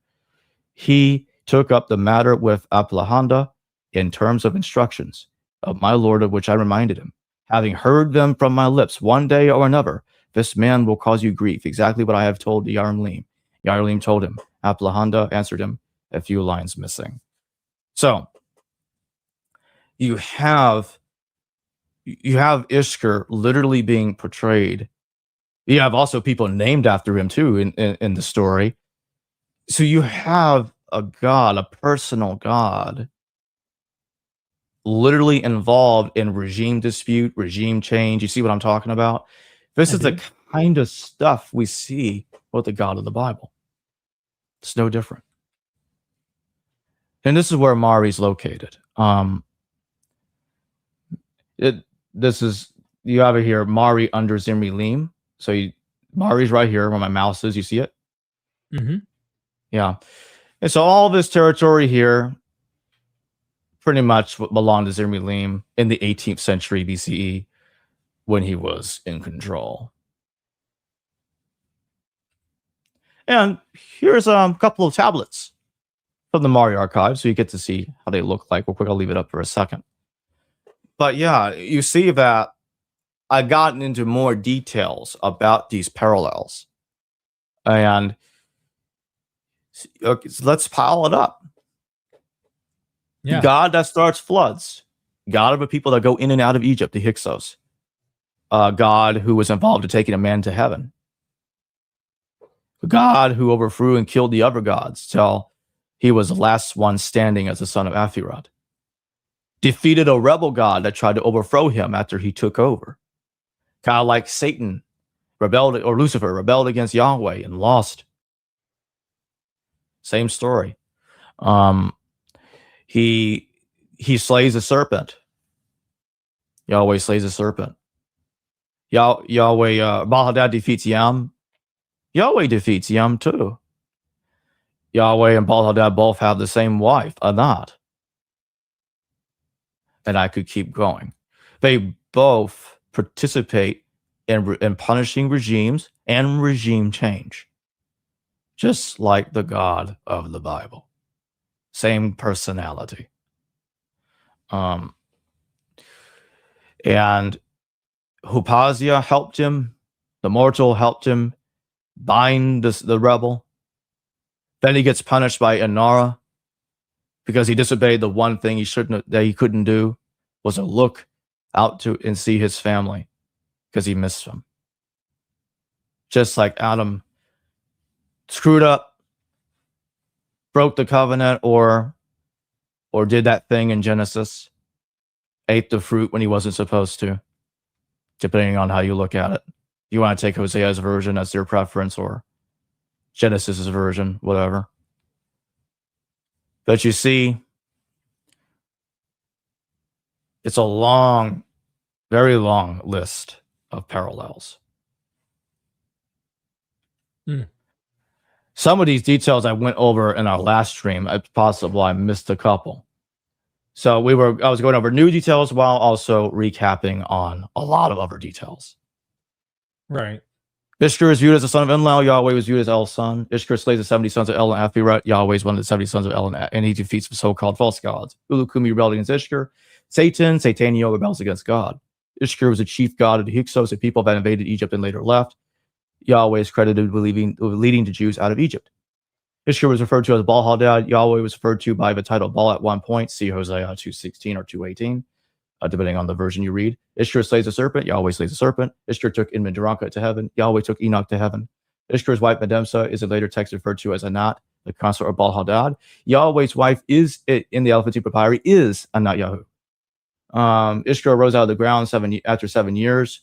I probably could have worded that better because it has to do with Ishkur and his conflict with Mot in the 7th year. We talked about that earlier.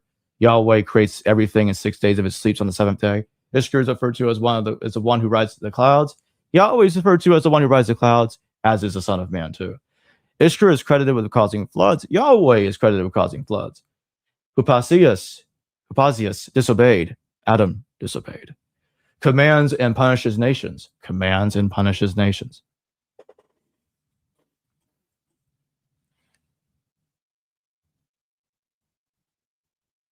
I don't want to interrupt you, man. Yeah. So, yeah, I'm curious to get a vote just for the hell of it and get people's thoughts. But before we do, we did get a super chat that was giving a little pushback, but was saying thank you. So, Enduring Motifs, thank you for the 10. Love your guys' channel. If I can push back on History Valley's theory, shared epithets and stories doesn't mean same ontological identity. So the question I would want to pose in this, to get your thoughts, Jacob, is that if you were lining these up, so you saw these parallels. At the end of the day, would you just say, look, they clearly have shared tropes, themes at best, but you really are convinced that this Ishkur deity is a genealogical descent or ancestor to the Yahweh that later shows up in the Bible. So even if there's elements borrowed from other regions, other places, you're not necessarily making the claim that it has to be ontologically identical, but that you have so much in common that you think that the list is too great. So you think it's too probable? It's too great. There's too many. It's only become more similar since the last time we talked about this. It's no offense to this super chatter, but this is the same kind of logic that apologists try to do. And let's say a believer in Greek revivalism said, "My gods aren't plagiarized from Sumerian gods. Oh, Zeus and Enlil, they have a bunch of similarities. That doesn't mean they're the same. They're the same ontologically, really. So this wouldn't be a problem if it's a different god, but because it's Yahweh, we need to lose our cookies. No. I need to keep my uniqueness, and I see the same problem with secular scholars. You still have that bias seeping in, even though they are critical, and I don't deny that they are critical. They're not as critical as they should be when it comes to, we need to preserve Yahweh's uniqueness. You see my problem? They're trying to rescue an element of that. Say, okay, well, we can't rescue the stories. They'll admit the stories are plagiarized. So it's like, well, we'll fish for a name then that sounds like it, if that's the ticket. Yeah, so I can't read enduring motifs, motivations, and what they are getting at. I guess the pushback, if I was taking it from a secular point of view, would simply be you're going to get shared overlaps and motifs and narratives and stuff like that. And that could easily be lifted and yet still have this local deity of a land that's in the northern region of Mesopotamia still remain that deity, and then just later lifting stories, narratives, and myths and tropes and whatnot and apply them to your deity. What really gets me thinking, or at least scratching my head, is when you start applying the Hyksos stuff. And when you think about the geography and these very Asiatic people who came from this region, went to Egypt, came back, I do wonder, how much of this really is ontological identity. Could it be a percentage of ontological identity? And then there's also other elements and things as it's going along. So here's the problem. You know what I mean? If I can, here's the issue that they have to overcome. And to be fair, do they all have that same agenda? No, I'm not claiming that everybody that disagrees with it has that same agenda where they have a little bit of apologetics going on. But I do think it's true, at least in some cases, that some people have that apologetic mindset. And so my point is, why this concentration?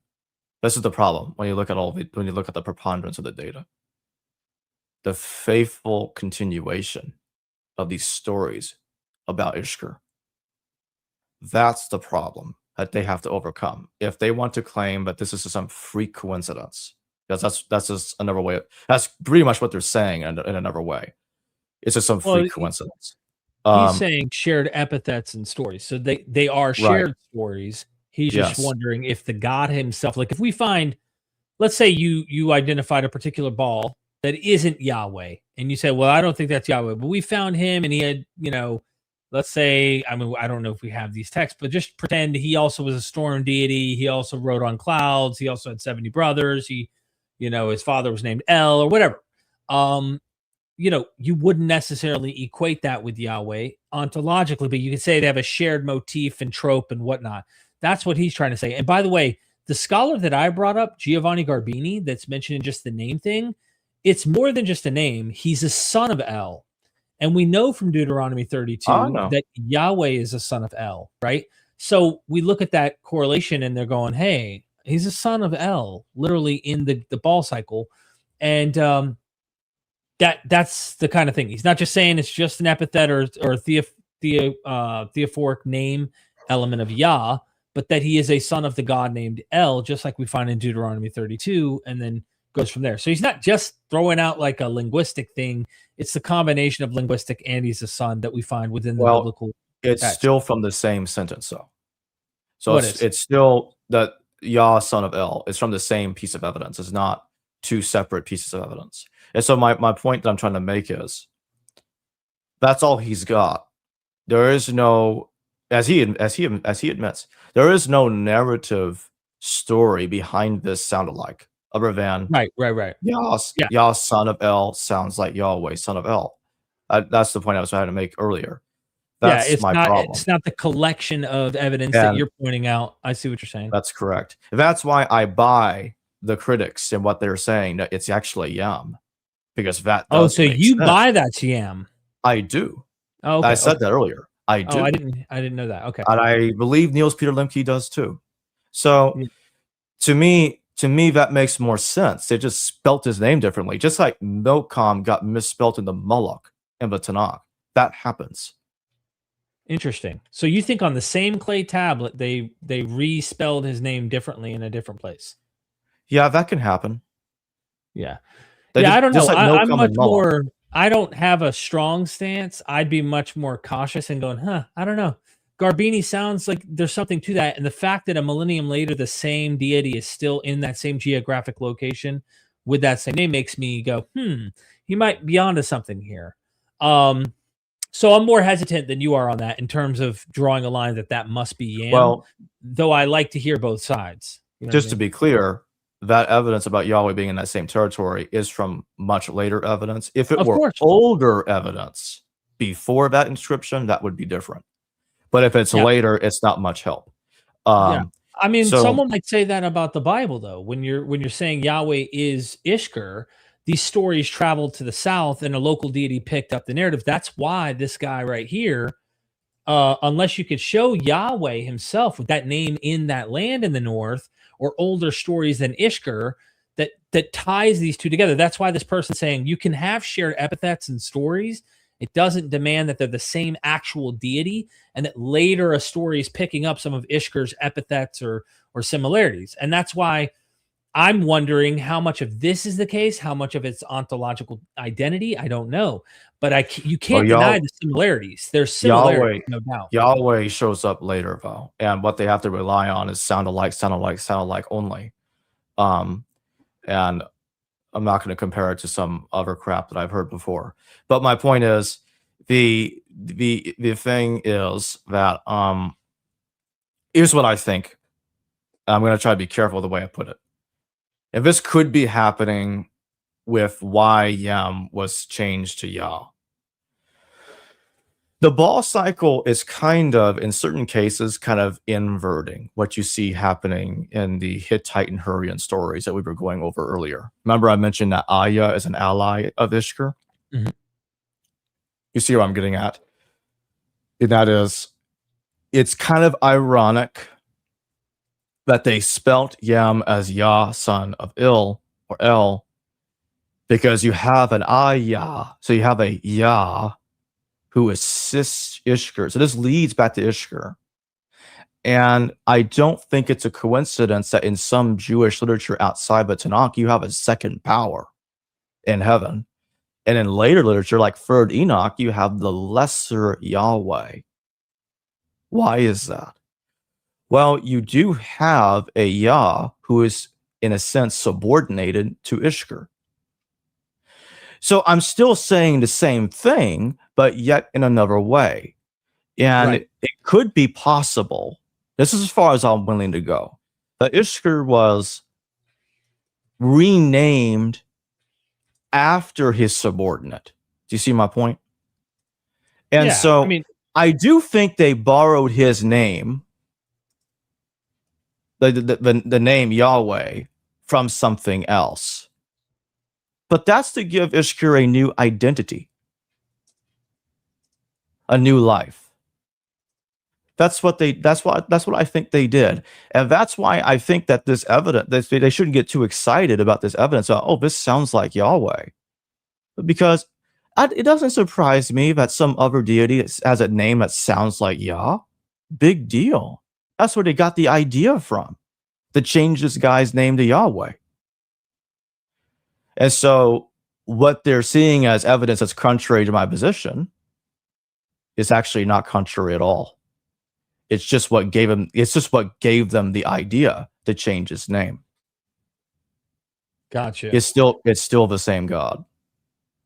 Okay. So yes, yeah, go ahead, finish what you're saying. So it actually fits what I'm saying. That's my point. Gotcha. Ludo, thank you. I think I said that properly. I'm not sure if it's an I or L. Thank you for the super chat. Sorry if this question has already been asked. Just joined the chat 2 minutes ago. Is it true that the Torah was inspired by the Hammurabi Codex? I think partly because the stories of the laws of the Hammurabi Code definitely influenced Torah, and there's very good scholarship on that. I'm not going to get into all the details about it, but there's some very similar laws that you can look up. So I think there's some truth to that. You can head to the next one. There are definitely overlaps going on, and some scholars do think that in the law codes there is borrowing from earlier law codes such as Hammurabi. There are academics who do have written on this. I know that even Joshua Bowen has written on this, and I've heard him discuss this. That's one of the interesting things. And then you also got a super chat here. Thank you so much, Professor Chimp One. Thank you for the super chat. Does it contradict the Old Testament if Ishkur was a Sumerian record of the same God via oral plus written channels, later revealed with name Yahweh to the Israelites or Hyksos, anything indicating plagiarism? Well, it's another way of saying the same thing, but I'm saying, but without. But basically, the question here is: are they the same God but in a different way? Because they're two different records of the same God, independently. I guess of one another. I don't think so, because then you'd have to postulate that the oral Torah is a hell of a lot older. I'm not even sure what to believe about an oral Torah. Like, how do you know what was said in oral tradition? That's the problem with any scholarship that has to do with orality. Unless it was something that was a lot more clear, like with the Homeric epics, when they can read the Homeric epics, they can tell it was oral tradition before it was actually written down. But with the Torah, it's not the same. We're not in the same boat here. I would say no. I think I'm going to stick with the way I've put it. That it's in modern vernacular, it's plagiarism. Yeah, I think the only thing I would want to say is that plagiarism is this anachronistic idea I know I said modern vernacular for that reason. Yeah. Just so people know, it wasn't stealing. It was common to borrow and share these traditions, cultural ideas, shared inspiration. Yeah, absolutely. So there's no stealing. There's inspiration, and you can find why someone might be inspired by these stories.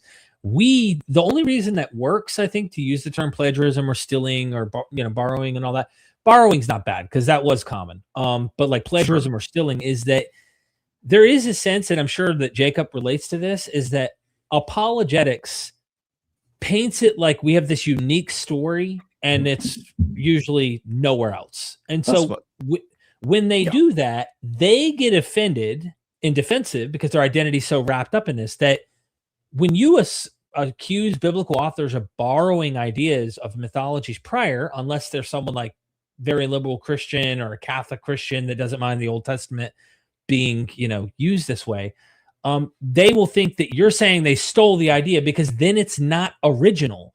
So when it's not original to the biblical author in the sense that the inspiration is not top down from God directly to the pen of the author, and you're saying, hold on, he borrowed that from other humans, they feel like you're saying it's stolen from humans, and they feel you're stealing their story, which is that God inspired them directly and all of that.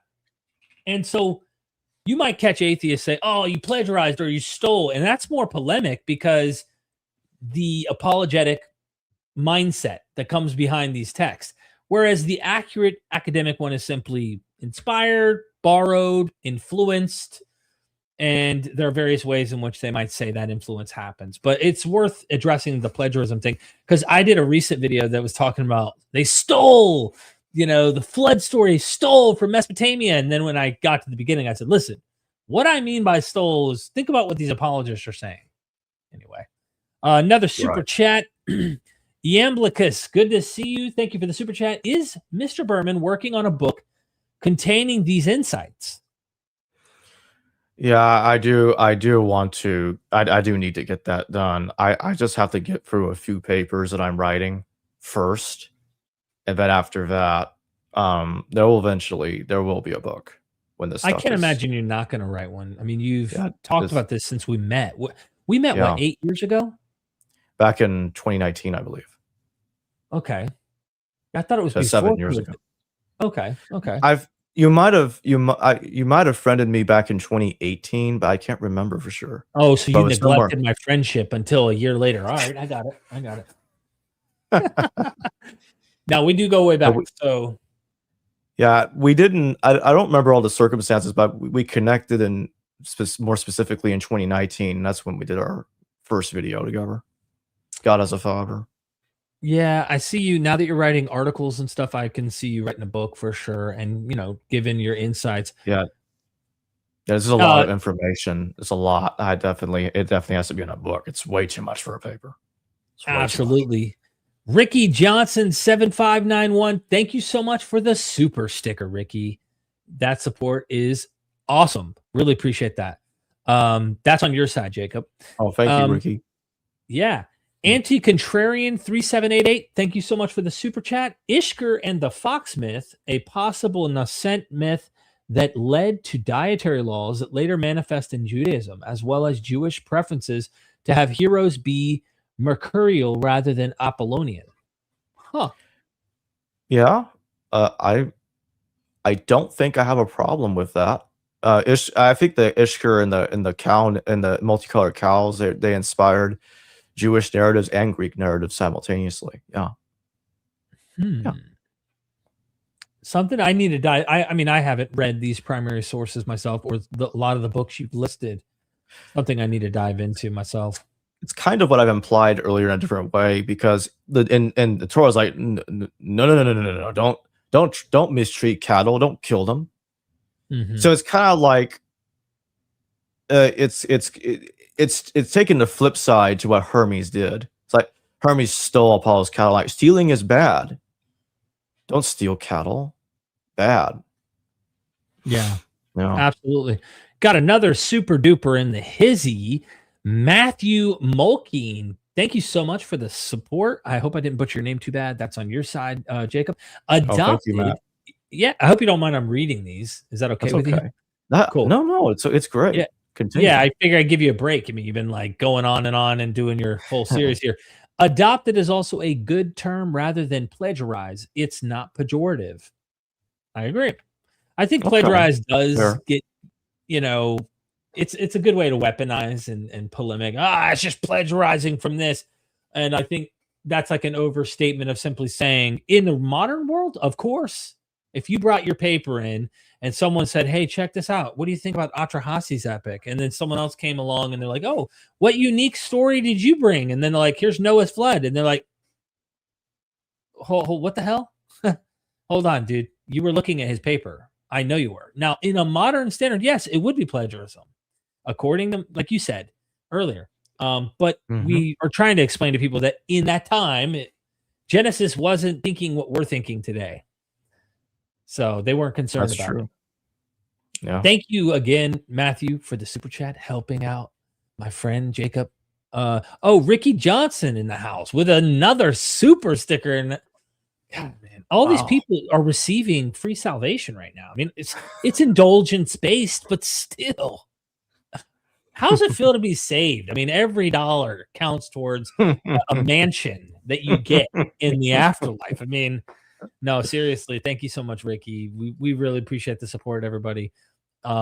It keeps the lights on, keeps us doing what we're doing and having fun. Absolutely. And experimenting with ideas like Jacob's doing today.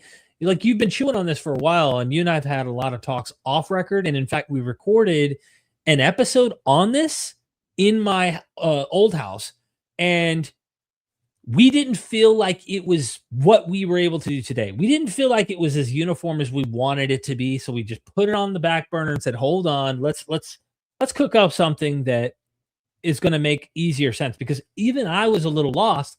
Who are these characters? Like, what's going on with the names and all of that as we were talking in that interview. But this one, I think, turned out really well. And I think there's a lot of food for thought. I love that you paralleled at the end, giving people something to look at and go, huh. And I don't know if you saw my recent interview with Dr. Brian Doak. I said Doak again, Doak. I said Doak because in the introduction I butchered his last name. It's Doak, Doak. Good to know. And I brought up the whole parallelomania thing, and he says, no, we need to compare. Good. And even if you don't draw genetic, like, comparing is good and we should do it. And he's like trying to encourage people to not feel afraid of trying to do comparisons, even if at the end of the day someone says, I'm just not fully on board with the whole total thing. There's so much there though, Jacob. You can't deny. I think at the end of the day, me as someone who has to chew on stuff before I really, really say I'm convinced. I think you've convinced me there's some real overlap going on no matter what. And I'm sitting here scratching my head going, the Hyksos now with this whole idea of Ishkur, and like, I need to study this more, but you really got the wheels spinning. And for anyone watching, I think that just doing that, you've done your job. And I think that's important. Well, thank you, Derek. Of course. I try. Yeah, you are trying. Hey, look, you're kicking butt, man. Keep it up. But really appreciate that. But one last thing I will say to close is, but it's true. The similarities are only mounting. There's way too many similarities between Ishkur and the God of the Bible. This needs to be looked into. Okay. It's massive. It's way too many similarities. No God parallels a Yahweh like this. Not even close. When you put your book project together, I'm sure by that time you'll have collected more material and try to find distinctive traits, distinctive characteristics. And in that case, it strengthens, right? It's like, they know about this tradition. It seems like it's influencing still. And the biblical authors are picking up on elements that have in common with Ishkur. Now, whether they're directly borrowing from the Ishkur story or an in-between that it's, downhill, right? That's already borrowing it. That's the fun part. Sure. I mean, for a lot of the scholars, but for us who are out here, like, not overly concerned about the direct antecedent, we see that overlap and go, it somehow made its way down. You know what I mean? Right. So anyways, this has been a blast on a Saturday. I hope we've committed enough heresy for everybody to enjoy. We got another super chat here. All right. Pluto, thank you again for the super chat. Do you believe the Bible was compiled for the purpose of controlling the masses by offering fictional stories to push forward an hidden agenda? Well, what I will say is I do have a theory in the works. But I've talked about it publicly somewhat, so I will mention it. The Assyrian origin of the nation of Israel, and that's something that I'm working on right now. And I have talked about it with Derek behind the scenes. I decided not to talk about that today. That is one of the papers I'm working on, because it also has to do with the 3rd century BCE composition of the Torah. I don't believe it was a hidden. I don't believe that there was a hidden agenda about controlling the masses. That's not what I think. But what I do think is, I think there was a deep crisis with the ancient Israelites, and ever since the Assyrian captivity, and in the 1st century BCE, they decided to they were already getting to that point even beforehand about forming their own identity. Mm-hmm. But by the 1st century BC, it's solidified. I'll leave it there about getting into the details, because it is related to this discussion, and it can reveal potentially more parallels of Ishkur, actually, but it's also a whole different topic that would take a long time to explain, which is why I'm not getting into it today. Yeah, so there's a lot here. I want to grant that I do think that there are agendas by the authors. I don't know if they're intended to be hidden necessarily, but I think there's propaganda that the text is doing to, you know, downplay Northern kings. I mean, there's a lot of propaganda written by Southern authors, it seems, people who are later trying to envision the history of their nation um, through these stories that we find within the biblical text, and some later eventual redactor compiling a lot of this material together, some of it older, probably some of it ex nihilo during the Hellenistic period, I imagine. But I do think that they're at least consolidating their people group, their identity, Yeah, and they do think that one day God will bless them enough that they will rule, right, in some way. And how that plays out within particular authors, not all, maybe, but a lot of the prophets do have this vision. And I think a lot of people even have this idea about hell, right? They go, well, hell was invented as a mass controlling, fearful tactic to just control people. I think it was a tool that was used in that way, but it was not sure. exclusive to that. I think that humans really did think in the underworld, lava, volcanoes, gases with fire coming out of the ground, that there really was a place under there that was like a not good place, and it was hot and it wasn't good. And so there was also this thing, like you just talked about, a crisis. Well, I would say the problem of evil that all humans deal with is this idea of suffering and justice. And a lot of people don't get it. So the rich douchebag down the road who owned all the property and literally abused all his people in the neighborhood, he lives this perfect life and dies later. And then the really good person who's poor and struggles and dies of starvation doesn't get rewarded. They can't imagine a just God, which they believe in, would allow that to go on and not him be rewarded and the other guy be punished. And so there's a sense in which your justice gets served in their brains through the belief in hell. But yes, it's also weaponized to control. And so your question is a little complex, I would say. It seems like it's only talking about the control nature. Sure, controlling is going to play a part in every cult and every religion, but I don't think that's the service, the purpose of the intent, as if it's only this thing. That's going to be a tool that's used, I'm sure, but I would say there's a lot more to it than that. If that makes sense. Do Yeah, you agree with me, Jacob? I think I do. Yeah. Thank Although I will say you. maybe Don't a agree with me? slight, No, I'm just kidding with maybe one slight difference is I'll say I think they probably did get off on getting people scared. Like, yeah, I really want you to be afraid that you're going to go into the eternal fire unless right. you believe in Jesus. Yeah. Um, Well, um, sure. yeah, Yeah. That's why I said it's a little bit of, it's not a little either bit both. or. Right. There's going to be that. And there's some who are going to really see this tool works.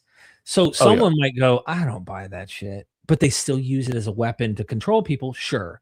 But there are people who do believe in it. And yet still it does. They did a thing. Before we move to our next super chat, is Darren Brown, who's a mentalist, did a show converting atheists to believe in a God, not to become Christian necessarily, but to believe in a God. And in it, there's this episode part where he brings these people into a room, and he has two groups. It's really interesting. One group comes in the room and he tells them, remember the little doctor thing that you used to go in and pick the organs out, and if you hit the side, it goes zzz, it buzz. You know what I'm talking about? The little game when we were young that you'd have to go in and try to pick the little organs out and try to be very careful with your hand not to hit the edges or it buzzes. And if it buzzes, you have to drop it back down until the next person gets to go. Anyone in the chat can help me with the name of this game. Anyway, there's these rings that you have to, that he was telling them to go around. And if it touches, they have to hit this buzzer that counts every time the ring hits the metal object that they're trying to get to the end on. The first group, he just takes them in there and says, hey, start doing it. Hey, I got to go. I'll be right back. Just hit the buzzer every time you do it. And the second group, before they started doing the buzzer thing, they said, hey, that chair over there, don't touch it. It's being auctioned tomorrow. There was a person who died in it, and their spirit literally sits in that chair. And sometimes the chair rocks. It's haunted. I don't know anything about it, but there's somebody in that chair, according to the people, and they're going to auction it tomorrow and blah, blah, blah. Then they tell them to do the rings. And then before they leave, they said, hey, I got to go to use the restroom. The camera's recording the whole time. The first group that they did not tell about the chair that's haunted, that something's watching them, they cheated. Every single person did not count every time they buzzed. The second group, the people who were doing the rings, counted every time they hit the buzzer. The psychology behind this is that they believed there might be someone in the room. Even though there's no one in the room, that chair in their brain, that there's something watching them, made them behave and not cheat.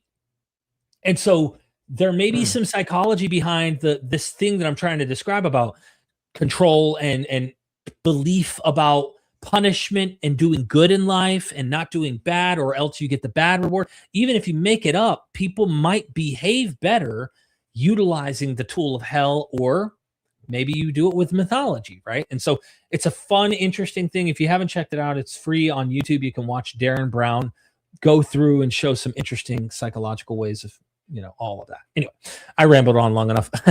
M.R. Anderson, thank you so much for the super chat. Really appreciate the support. I like the Ishkur parallels to Yahweh that you bring up, but I will say Set's parallels are the most shocking. Keep up the great work, both of you. Thank you. Well, thank you, Mr. Anderson. Yes, Set's parallels to Ishkur are by itself extremely strong, pointing to a common origin with Set and Yahweh. They're both different borrowings, different iterations of the same deity. Yes. I think that's an interesting way that you triangulate that from Egypt called their god Set, right, for the Hyksos, and their god is actually Ishkur, where they are located. And we know that Set and Yahweh are constantly, seen as the same god. So it obviously depends on who's looking, but especially by the time you get to the Hellenistic period, you start seeing a lot of that in the writings, and you go, it's this triangle. I see a connection there. So thank you for the positive compliment, the super chat, and everything. Baron, 33 months they've had real salvation. Golly, I know you have real people saved that have become members of your channel too, Jacob. Yeah. Anti-Contrarian, thank you so much for the super chat. Coincidence that first law codes ever found instructions of Sharupak, and first mentions the potential proto-Yahweh Ishkur found in the same place? That's an interesting thought. It just shows you how old Ishkur worship is. It's very old. It goes back many thousands of years. Very old. He's a very old deity. Yep. Interesting. Yeah, I didn't know the instructions of Sharupak. I have not looked into these myself in depth. I've heard of them, but I have not read up on them. It is interesting too, though, that you brought this up at the beginning, that Ishkur's right there at Ararat. And this is the same geography that we find the biblical flood narratives with Yahweh and whatnot too. So, food for thought. Like, the wheels keep spinning. It's just not. This is not the same kind of thing like you see with, say, Jesus and Odysseus. As Dennis McDonald points out, with the Homeric mimesis. This is something different. This isn't really mimesis. We're well beyond that. It is so much of a direct, faithful continuity of Ishkur worship. So specific, so carefully crafted, that's why I'm saying I think it's the same God, literally, because it's not like Jesus, he's sporadically imitating a bunch of different characters, like Dennis points out. This is something different, in which Yahweh is primarily just like Ishkur, and not so much like the other ones. That's the point that I'm making. By the way, Operation was the game I was trying to identify. Yeah. I don't think I've ever heard of that game before. Yeah, look, I could show you, but I'll take. But yeah, I didn't have any of the instructions to Sharupak in my presentation. And honestly, this is something I'd have to look at a little bit more closely. It didn't occur to me to look at that with Ishkur, honestly. Yeah. Oh yeah, I definitely never heard of this game before. Yeah, this game right here. And if you touch the edges trying to go for any of the body parts that are in there, it buzzes. It goes zzz. But yeah, Darren Brown did a show. Darren Brown, it's on YouTube. Converts atheist. And he actually explains how he did it and why later. Very interesting. If you don't know who Darren Brown is, go on YouTube, check him out. Wicked smart. He does a lot of the whole cold reading stuff too, and shows he's even better than people who do that for a living. You know, the people who are like palm readers and they say they're communicating with the dead. This guy's really good. Anyway, what do you do with it? What do you do with it? Okay, hold up. We got a few more. Atomic Amanda, thank you so much for the super chat. Ever read The Egyptian Origin of the Ark of the Covenant by Scott B. Nogle? Nogle? Hope I'm saying that right. It compares Ark to Egyptian funeral barge of Osiris. Have you read that, Jacob? No, I must admit I have not. I am going to put that in my Amazon reading Okay. list. By the way, it just hit me. The instructions of Shuropak, it was that Zeus Sudra flood story. Okay. It's not a separate thing. I know that. And I realized, that super chatter he wasn't specifying that Ishkur was mentioned in there, but it just mentioned from the same place that those instructions came from. Gotcha. It's true. Ishkur was a deity down there. He is a Sumerian. He is a Sumerian god. So, yeah, that's true. So, anyway, back to this super chatter. That never occurred to me to say that the Egyptian funerary barge of Osiris is the Ark of the Covenant. That's interesting. But speaking of the Ark, let's talk about Noah's Ark in the Egyptian context. Why don't you pull up some images of Nu, the Egyptian god? Oh yeah, Egyptian Nu. Yeah, that's cool. There's like 8 of them on it, I think, or something. Yeah, that's right. So you have this god that sounds like Noah, carrying the gods above the waters, so that way they don't drown in it. Because Nun is like a giant, supermassive god, so he can be over the waters and be okay. And that's what I think, anyway. And he's carrying that boat, lifting it into the sky, so that way they may live above the waters. Like there, that's a better one. You could see the whole. It's hard to see it from here with everybody watching. Yeah, but I can see it. It's interesting too that you do see 7 characters plus the beetle. I don't know if that represents the 8th or whatnot, but we do know Noah's Ark has 8 people. What I understand, 8 people. Yeah, 3 sons with 3 wives, and him and his wife. So that's 8. Here's like a remade kind of version of it. Yeah, interesting. So I looked up the book, though, The Egyptian Origin of the Ark of the Covenant. The Egyptian Origin of the Ark of the Covenant, and you said it's by who again? Scott B. Nogle. Scott B. Let me type this out. I was having a hard time getting it.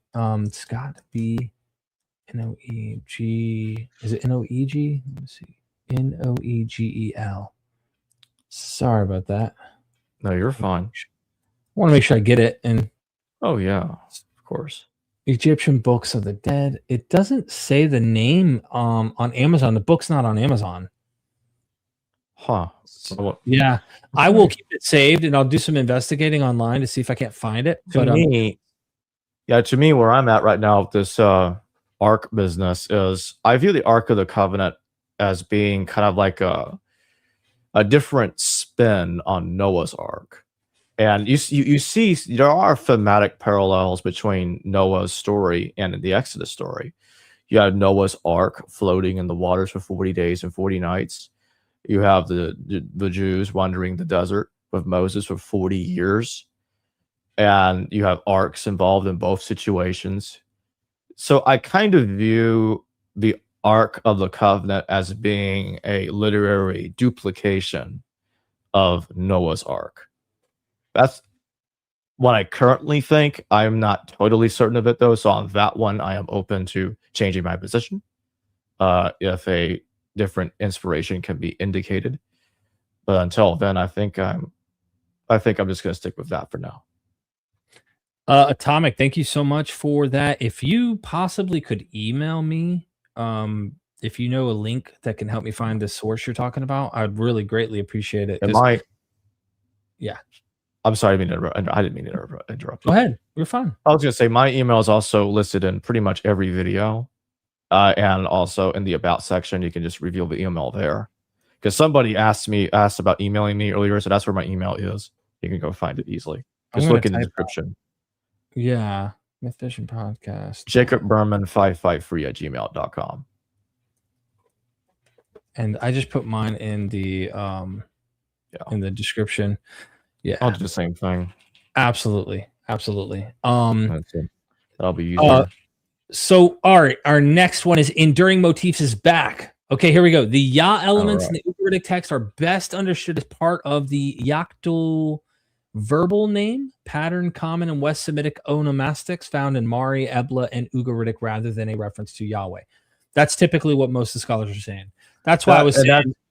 It's kind of what I was saying in a different way earlier, and that's the problem with the various Yahs. You have the Anatolian Yah, you have the Egyptian Yah. I could keep going, and it's not the same deity. That's the problem, and it shows that it's a very weak position because all they have is a sound-alike. Whereas with me, I have Hosea admitting out the gate Yahweh was one of the balls of canon, and you've got the narrative is largely the same as the Ishkur story.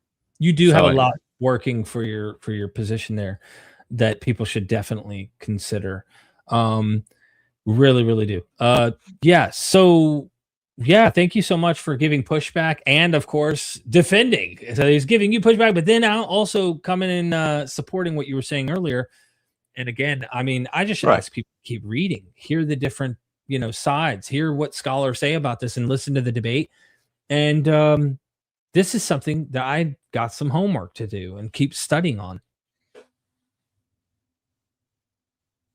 Thank you so much, Enduring. All right, Jacob, we're going to wrap things here. Yeah. Any final words we should say before we close out? Well, I'll just restate one thing, and that is the similarities are so overwhelming. I don't think it can be dismissed so easily as simply imitation. It's too much. It really is too much. I believe it's only going to pile even more. Someone said, "Nah way." The way that's typed makes me wonder if he was trying to make it sound like Yahweh. I think they are. No, seriously, thank you so much. It's been a blast. Let's do this again, Jacob, as usual. Absolutely. Thank you for having me on, Derek. Of course. If you're watching from Myth Vision side, go subscribe to Jacob. He's doing all sorts of great work. I hope you will. Check out his scholarly interviews. He's got a ton of them. And we got to get these numbers to over 100,000. Get him a plaque. Let's do it together. Thanks so much, Jacob. Thank you, Derek. Have a good one. You too. Son, do you want to know what the truth is? After this, there's no turning back. You take the blue pill and you wake up in your bed and believe whatever you want to. You take the red pill and you stay in Wonderland, and I show you just how deep the rabbit hole goes. Remember, all I'm offering is the truth, nothing more.